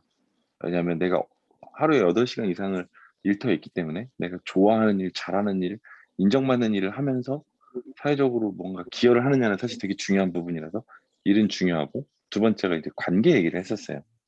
그 관계는 그게 가족 간의 관계이든 타인 간의 관계이든, 왜냐면 인간은 사회적인 존재라는 것들을 부인할 수는 없어요. 혼자 살아갈 수는 없으니까. 그래서 관계가 되게 중요한데, 사실 저도 관계를 그렇게 중시하던 사람이 아니었고, 근데 요즘에 이제 관계가 점점 중요해지는 걸 느껴요. 왜냐면, 네, 관계를 통해서 내가 없는 재능, 도움, 뭐, 리소스라고 쓰죠, 그냥. 리소스로 활용할 수가 있는 게 확실한 것 같고, 이제 뭐, 최근에 떠오르는 키워드 중에 하나는 영성이에요. 이건, 네, 영성. 그 종교가 있고 없고를 떠나서, 뭔가 물질적인 것 외에, 추구하는 가치가 있느냐 없느냐는 행복에 되게 중요한 조건인 것 같아요. 왜냐면 이제 아까 첫 번째 돈 얘기는 이제 물질적인 거라고 치면, 일은 사실 자아와 관련된 것 같고, 관계는 주변 사람들과의 관계. 네, 그럼 이거 뭐 투바이투로 그냥 치죠. 네, 일, 관계. 그다음에 돈, 영성. 그러니까 뭐 형이상, 형이야, 뭐 나, 다른 사람과의 관계. 하여튼 그냥 제가 기억하기는 이 네 가지가 되게 중요한 요소였던 것 같아요. 그래서 돈을 잘 버는 거. 근데 이왕이면 내가 좋아하는 일, 잘하는 일, 인정받는 일로 돈을 잘 버는 게 사실 제일 바람직한 거고. 근데 그게, 네, 주변 사람들을 엄청 괴롭히면서 나 혼자만 잘 먹고 잘 사는 게 행복한 걸까? 그건 아닌 것 같아요. 현대카드에는 그렇게 관계를 망치면서 성과로 올라간 임원들이 있었고 되게 많았고, 그런 사람들을 별로 좋아하거나 존경하지 않죠. 네. 네, 그래서 이거는 행복과 함께 약간 개인의 삶의 안전망인 것 같아요. 내가 잘 나갈 때가 아니라 내가 힘들어질 때, 관계로 나를 믿어주고 나를 땡겨주고 나와 같이 일했던 시간들을 즐겁게 기억해주고 또 나에게 새로운 기회를 줄 수 있는 사람들이 주변에 있다는 거. 그건 가족이 됐든 일터에 있는 동료가 됐든 뭐 선후배, 친구 뭐 등등 다. 영성은 뭐 요즘에 이제 뭐 새롭게 나오는 이야기긴 한데, 네. 그래서 뭔가 종교를 갖는 것과 별도로 명상이 됐든 아니면 자기 자신을 좀 돌아보는 시간들을 갖는 것들은 어떨까? 네, 하여튼 그래서 먼 날이자 행복 미소의 비밀이 뭐 이런 책이 있는데, 이 책을 읽고 그렇게 네 가지 키워드를 기억했던 게 생각이 나서 한번 말씀드려봅니다. 저 그 얘기를 하고 싶어요. 행복을 계속 얘기하다 보니까 제가 얘기해 줄 수 있는 게 그래도 조금 더 살았기 때문에, 그래도 경험을 좀 더 해본 입장에서 그럼 남는 행복이 뭔가 이런 얘기 좀 해보고 싶은데, 돈이 행복인가? 저도 많이 번 적도 있고 했기 때문에 그러면 명예가 행복인가? 뭐 상도 많이 타보고 막 잘나본 적 잘나서 막 의시되기도 하고 막 그런 삶도 살아보고, 그럼 뭐가 행복인가? 뭐가 남는가? 뭐 남는 게 뭐냐? 결론적으로 뭐가 남냐? 되게 많이 고민을 했는데 결론적으로 제가 남았던 고민 중에 하나는, 어, 전 그런 생각이 들었어요. 저는 호영이랑 얘기할 때 되게 기분이 좋거든요. 그래서 그거에 대해서 정말 오랫동안 탐구를 했어요. 왜 나는 호영이랑 대화할 때 기분이 좋지? 왜 나는 저 사람하고 대화할 때 왜 기분이 좋아질까? 뭐지? 도대체 어떤 효과가 여기서 발휘될까? 호영이랑 얘기하면서 내가 어떤 에너지가 나오지? 근데 그때 느낀 게 하나였어요. 하나가 뭐냐면, 뭐랄까, 나의 확장? 그러니까 우리가 이런 얘기, 어릴 때 배운 얘기 중에 그 믿을 수 있는 친구 3명만 있으면 행복한 삶이다라고 얘기를 들었는데, 배웠는데, 실제로 우리는 그걸 실천하고 있는가? 그거에 대해서 많이 생각이 들더라고요. 그러니까 그러니까 호영이한테는 제가 막말을 많이 하거든요. 그냥 생각나는 대로 말해버리고, 그냥 제가 하고 싶은 속 얘기를 막 편하게 한단 말이에요. 그러다 보니까 이게 되게 편한 거예요, 저는. 그러니까 행복감을 느끼는 거예요. 내가 하고 싶은 말을 지쳐 편안하게 하니까. 돈도 마찬가지야. 아까 돈을 많이 벌어야 된다, 많이 벌어야 된다. 왜 그런 얘기를 하냐면, 그러니까 인간은 자유를 꿈꾼다는 거죠. 자유롭고 싶은 거예요. 그러니까 내가 돈이 부족하니까 이런 부족한 상황에서 벗어나고 싶고, 걸림이 없이 살고 싶은 거예요. 인간관계도 마찬가지예요. 걸림이 없이 살고 싶은 거예요. 저 사람이 내가 이런 얘기를 하면 이런 생각을 하지 않을까? 이러면 불편해하지 않을까? 이러면 이러지 않을까? 이런 관계들은 다 나한테 힘듦을 주는 거죠. 따라서 내가 그런 불편함이 없는 사람과 대화할 수 있다는 것이 행복감이다라는 걸 알게 됐어요. 그래서 제가 얘기하고 싶은 행복은 뭐냐면, 내 안에 걸림이 없는 단계, 내가 불편하지 않은 단계라는 거죠. 그러면 이걸 어떻게 해야 만들 수 있을까? 어떻게 해야 내가 불편하지 않을 수 있을까? 어떻게 걸림이 없을 수 있을까? 라고 했을 때 결론적으로 뭐냐면, 남을 바꿀 수는 없다. 그럼 내가 바꿔야 된다. 라는 게 결론이고, 내가 편안하게 상대방을 대하고, 내가 그 속임 없이 상대방을 대하고, 이랬을 때 자연스럽게 행복감이 온다. 그러니까 이게 모든 사람한테 거짓 없이 대한다고 해서 그 사람들이 다 나한테 거짓 없이 대하는 건 아니에요. 그 중에 그 모든 사람이 나한테 거짓으로 대할 수도 있고, 그건 몰라요. 알 수 없어. 하지만 내가 할 수 있는 건 내가 사람들에게 거짓 없이 대하고, 내가 불편 없이 대하고, 내가 욕심 없이 대하면 그 사람도 그렇게 할 수 있다라는 가능성을 갖는 거죠. 그래서 그 관계가 성립됐을 때, 서로 욕심 없는 관계가 성립됐을 때 그때 행복감을 느낀다. 라는 게 저는 핵심 키워드다. 이건 제가 갖고 있는 행복에 대한 철학입니다. 그래서 항상 얘기하는 게, 사람들한테 얘기하는 게, 내려놔라. 욕심 없이 대해라. 그리고 진실하게 대해라. 그리고 그 말을 이해 못하겠으면 더 쉽게 설명하는 방법으로 쓰는 게, 망가져라. 멍청해져라. 무능해져라. 무지해져라. 그래야 상대방이 너를 만만하게 편하게 대할 수 있다. 이런 얘기를 제가 항상 하거든요. 저는 행복을 찾는 방법이 그거라고 생각해요. 나 잘나지고, 나 돈 더 많아지고, 나 더 멋있어지고, 이게 아니고 내가 더 못나지고, 내가 더 멍청해지고, 내가 더 만만해져야 편안해질 수 있다. 사람과 사람 관계가. 그래서 행복감을 더 쉽게 찾을 수 있다. 이게 제가 생각하는 행복이에요.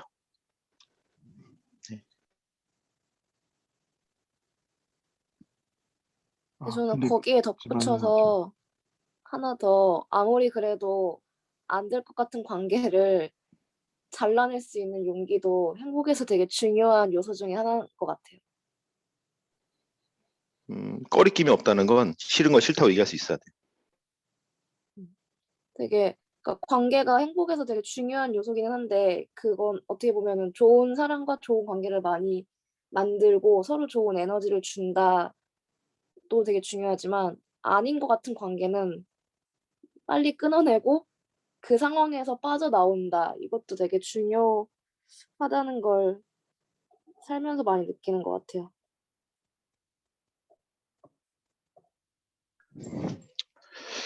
그 싫은 사람을 안 보기 위해서는 내가 많은 걸 포기해야 돼요. 예? 그것도 그쵸. 생각해야 됩니다.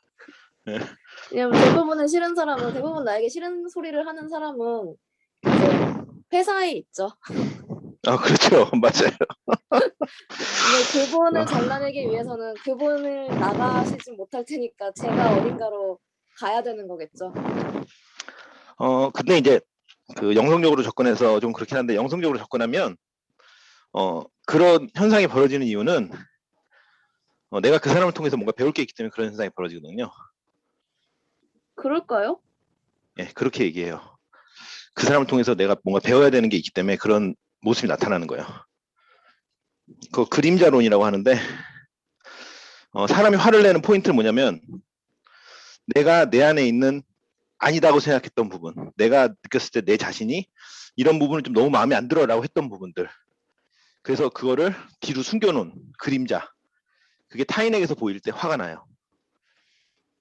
결과적으로는 그게 자기의 모습이라는 거죠. 근데 그거를 자각하고 나면 화가 날 수가 없고, 화가 날 필요도 없어요. 왜? 그게 내 모습이니까.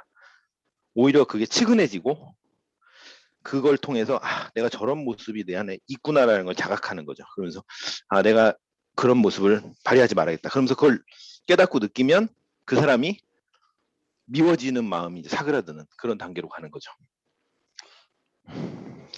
영상에서는 그렇게 얘기를 해요.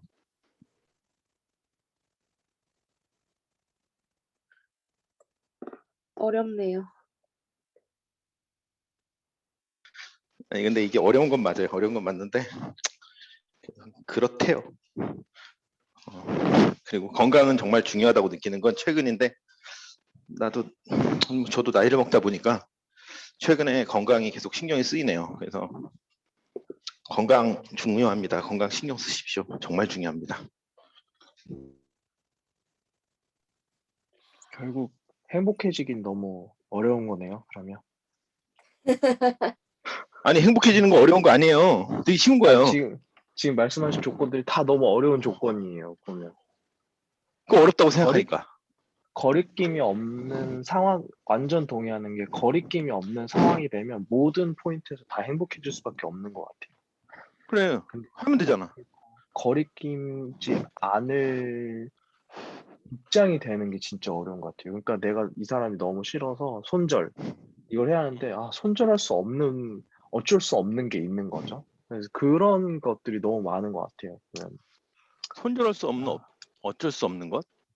네.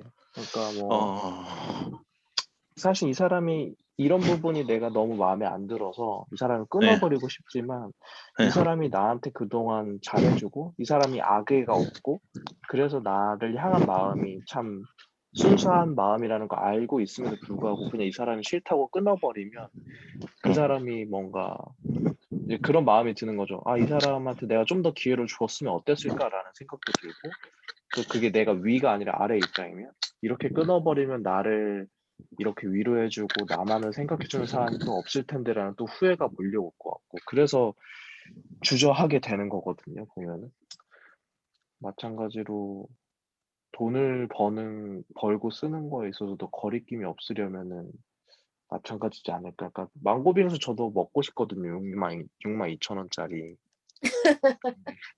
근데 그냥 집에 가는 길에 슈퍼마켓에서 할인하는 750원짜리 그냥 망고 아이스크림 바 먹고 들어가는 것도 지금 여기서 그렇게 하면은 100번 먹을 수 있잖아요. 아이스크림 바는 망고 빙수 한 번밖에 못 먹어서.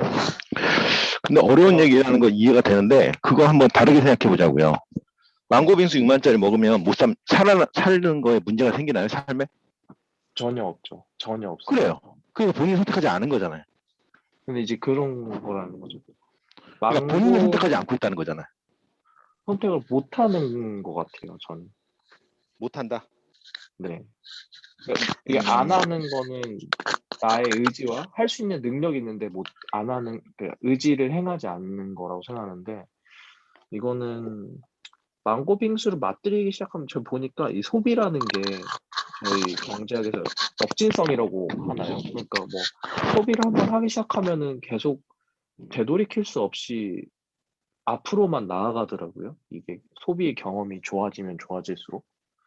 그래서 사실 남산 파크 하얏트 뭐 이런 데 가거나 뭐 이렇게 신라 호텔 가서 망고 빙수 먹는 그 기분을 한번 경험해 보면 그 경험을 잊지 못해서 그에 준하는 경험을 하러 계속 쫓아다닐 거란 말이에요. 물론 그 경험에서 발생하는 좋은 근데 기회도 있겠죠. 지금 네. 결정적인 오류가 하나 발생하는데 뭐냐면 네. 그러니까 망고 빙수를 먹은 게 아니고 망고 빙수를 먹으면 이럴 것이다라는 가정으로 인해서 모든 게 발생하고 있거든요, 지금. 그러면 안 사실 이거는 된다니까요. 좀 과거에 대한 학습된 효과인 거죠. 그러니까 그렇지. 그렇지, 맞아요. 어렸을 때는 치킨 먹을까 말까 고민을 했단 말이에요. 근데 지금은 네. 치킨을 시켜 먹는 게 너무 쉬워졌어요. 이제 뭐 편리함이 아니라 이제 가치가 저한테는 치킨의 가치가 확 떨어졌으니까. 그리고 치킨을 몇 번 먹다 보니까 이거 치킨 먹는 것보다 외식 나가서 밥을 먹는 게 훨씬 좋구나 해서 더 큰 돈을 쓰게 되고 근데 이게 경험이 확대되고 조금 더 상방으로 열리게 되면 그게 하방으로는 잘 안 내려오더라고요, 보면은. 그래서 그 경험을 아니까 이게 하방으로 안 내려온다고요? 내려와요. 아니요, 내려와요. 내려오나요? 내려가요. 내려오나요? 충분히 내려가요. 다만 조금 느리게 내려가는 거죠. 내려가요. 내려갑니다. 내려가서 한번 올려놓은 게 제가 내려오기가 좀 어렵지 중간에 않나요? 이야기를 좀 한번 해볼게요. 이게 결국에는 약간 아까도 말씀한 마인드셋의 문제인 것 같은데요.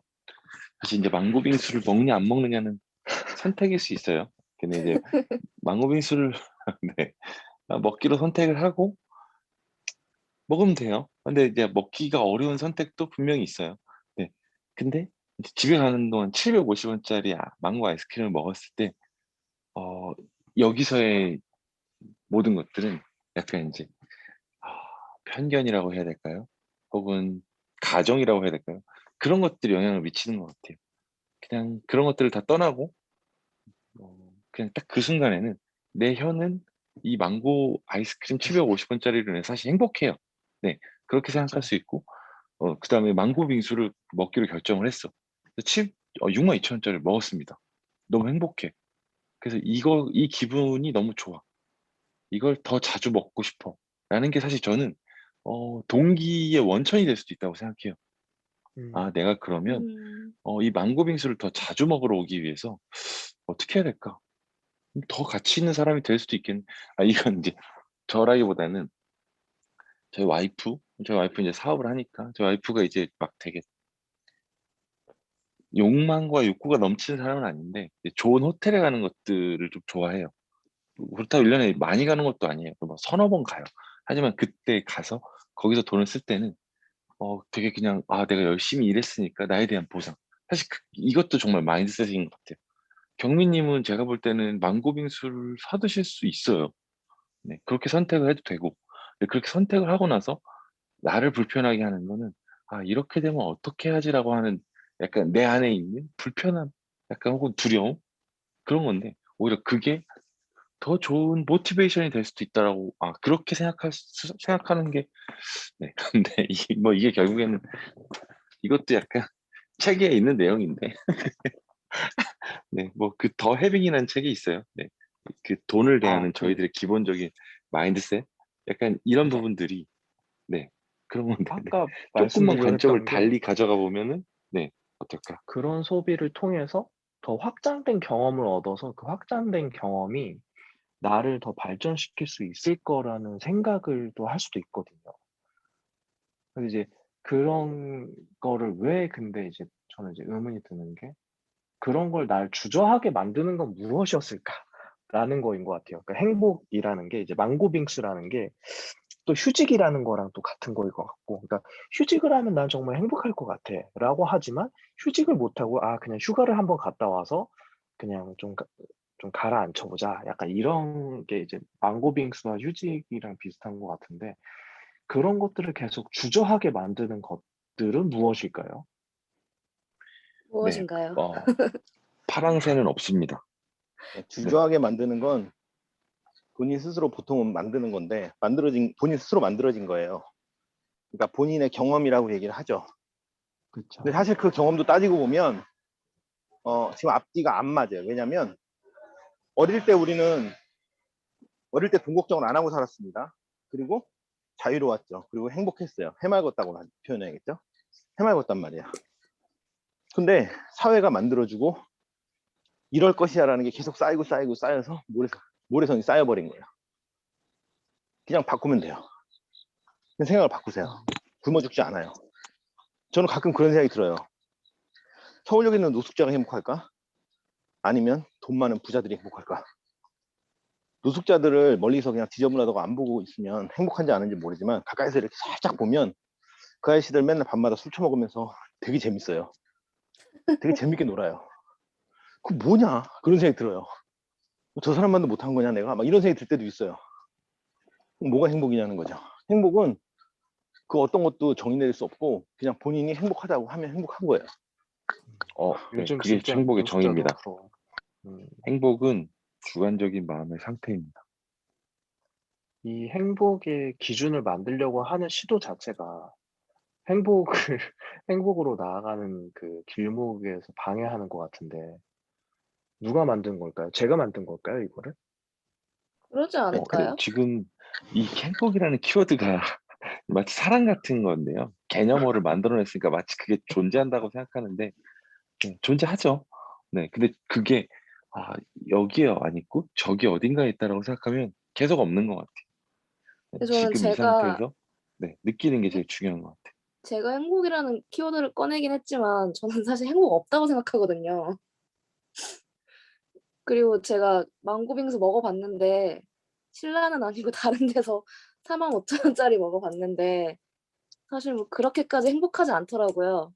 집에 가는 길에 아이스크림 사 먹는 거에 비해서 한 45배의 가격이겠지만 45배 정도 행복하지는 않더라고요. 그래서 지난주에 같이 읽었던 그 책에 나와 있는 것처럼 1년에 한 번 62,000원짜리 망고 빙수를 한 번 먹는 것보다 일주일에 한 번씩 망고 아이스크림 먹는 게 더 행복할 수도 있을 것 같아요. 행복할 것 같아요, 그게 더. 그러니까 맞아요. 결국 그러면 그게 강도가 행복이에요. 아니라 네, 강도가 아니라 행복은 강도가 아니라 비싼 게 아니라 내가 진짜 어떨 때 기분이 좋고 어떨 때 만족감을 맞아요. 느끼는지를 찾아서 그거를 되게 자주 해 주는 게 결국에 행복한 인생을 만드는 것이다?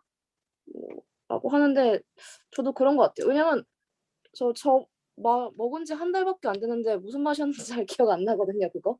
그리고 그냥 좋았지. 약간 이 정도 느낌이지. 너무 짜릿했어. 너무 난 행복했어. 올 여름 나 정말 성공적이었어. 이런 기분은 또 아니더라고요.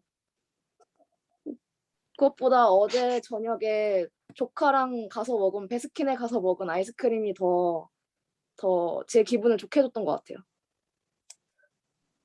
맞아요. 지금 말씀하신 그게 모든 다 나와 있는 것 같아요. 행복은 내가 기분이 편안하거나 기분이 좋은 그냥 그런 상태인 것 같아요. 그게 큰 돈을 썼는데 불편하다. 그럼 사실 그거 행복 아니고 작은 돈을 썼는데 기분 좋다. 그럼 그게 행복인 것 같아요. 가만히 있는데 기분 좋다. 그럼 사실 그것도 행복이에요.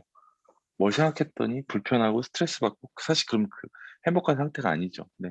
그래서 어떻게 보면 종교에서 영성에서 마음 챙김을 계속 이야기하는 것 중에 하나는 네, 객관적인 조건들이 내 인지에 의해서 내가 수용되는 방향으로 만들어지는데 그 마음 자체를 어떻게 보면 뭐 이렇게 네, 트레이닝 하는 거죠. 네. 여튼 기분이 좋아지는 행동을 자주 반복적으로 하면서 내가 기분이 좋구나라는 걸 스스로 느낄 수 있으면 저는 그게 행복이라고 생각합니다. 아까 말했던 뭐 몇 평의 집, 얼마의 연봉, 뭐 어떤 자동차, 어떤 친구들과 어떤 외식을 얼마나 자주 하는가, 그것도 중요할 수도 있지만 그걸 통해서 행복감을 느낄 수도 있지만 그냥 내가 가만히 혼자 있을 때 뭘 하지? 누가 나를 아무것도 건드리지 않았을 때 난 어떤 상태가 있으면 제일 편안하고 좋지? 아마 여기 계신 분들 상당수는 아마 독서일 텐데 독서가 여러분들의 행복한 시간에 사실 제일 네, 기본적인 조건 중에 하나죠. 그거랑 뭐 사람이니까 맛있는 거 먹을 때, 새로운 것들을 배울 때, 다양한 것들을 알게 될 때, 뭐 그런 경험들이 사람마다 다르겠지만 네, 기분 좋고 행복이 저는 그렇게 생각합니다. 그래서 저는 사실 경미님도 망고빙수 궁금하시면 진짜 내년에 줄 서서라도 한번 드셔보셔도 괜찮을 것 같아요. 상방으로 나의 욕망이 열릴까 봐 걱정된다고 하셨지만 저는 반대로 생각보다 별거 없네 싶어서 시시해지실 수도 있을 것 같아요. 음, 제가 확실히 느낀 건 뭐냐면 지금 이 대화에서 편안함을 느끼면서 생각이 드는 건 이거 근데 내가 향유하는 동료 집단이 엄청 중요하구나라는 생각을 하긴 했어요. 그러니까 뭐냐면 사실 지금 이 모임의 구성원들이 나이가 완전히 밀접하게 다 가까이 있지 않잖아요. 그리고 성별이 다르고 그리고 향유하는 문화가 조금씩 다른 것 같아요. 왜냐하면 이게 진짜 알고리즘의 노예인지 몰라도 진짜 온갖 제 인스타의 피드는 정말 제 나이대 친구들은 진짜 딱 모든 게 다 극한의 과시형으로밖에 이제 더 이상 남아있지 않거든요. 그러니까 왜냐면 이게 제가 한 4년 전, 5년 전만 하더라도 애들이 취업하고 어디 좋은 데를 갔다기보다는 그 감정에 대해서 많이 쓰려고 많이 노력했던 것 같은데 요즘은 오로지 내가 얼마나 비싼 차를 샀고, 얼마나 좋은 집에 살고, 내가 연봉을 얼마를 찍었고, 내가 투자 수익이 얼마고 이것만 계속 나열을 하더라고요. 그리고 실제로 제가 이직을 하고 넘어오면서 이 집단에 있는 사람들도 오로지 그냥 다 내가 이번에 파생 상품으로 얼마를 벌었고, 내가 주식에 뭘 투자해서 얼마를 벌고, 그 얘기만 계속 하더라고요. 그래서 엄청 쫓기는 생각이 들었거든요. 근데 이게 확실히 내 시야나 그 인터넷상에서는 알고리즘이고, 뭐 오프라인에서는 그냥 내가 속해 있는 환경이겠지만, 거기서 한 발자국 떨어져서 진짜 그 소리를 좀 덜 들으면, 덜 듣고 지금 나와 있던 대화들 같이 이런 이야기를 좀 더 들을 기회가 있었다면 좀 더 행복도가 올라가긴 했을 것 같아요. 행복이라는 게 개념이 없을 수도 있겠지만 이게 좀 더 거리낌이 없는 상태라는 게 아까도 뭐 이제 독서도 이야기하셨는데 저는 독서를 자주 하는 건 아니지만 독서를 한다 하면은 진짜 거리낌이 없을 때 독서를 하거든요. 그러니까 독서를 해서 행복해지는 게 아니라 행복해지는 독서를 하거든요. 그러니까 더 이상 내가 이 독서를 하는 시간에 다른 걸 하면은 훨씬 더 행복했을 텐데라는 그런 거리낌이 없을 때 독서를 하거든요. 그러니까 그런 상황이 그렇게 많이 주어지지 않아서 좀 아쉽긴 하지만. 그래서 저는 진짜 그래서 이게 진짜 중요한 것 같아요. 같이 평상시 이야기를 나누는 사람들의 그 환경도 많이 중요한 것 같아요.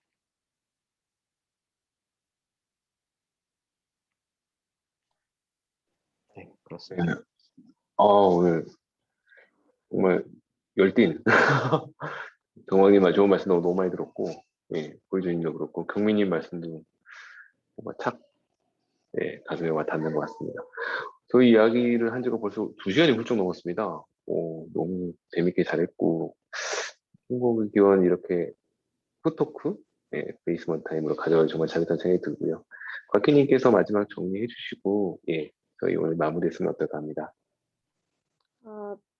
네. 늦은 시간에 같이 해주셔서 감사드리고 특히 경민님 오랜만에 같이 얘기 나눌 수 있어서 좋았습니다. 그리고 되게 혼자 책을 읽고 혼자 생각하면 아무래도 제가 가지고 있는 범위만큼밖에 생각을 못 하는데 읽고 나서 이렇게 많은 분들이랑 얘기를 하니까 좀 시야가 넓어진 느낌이 들어서 되게 좋았고 감사드립니다. 네, 감사합니다.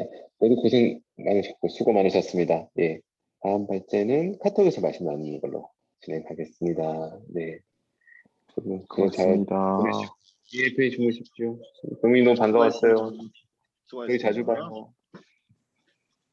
감사합니다. 네, 감사합니다. 네, 감사합니다.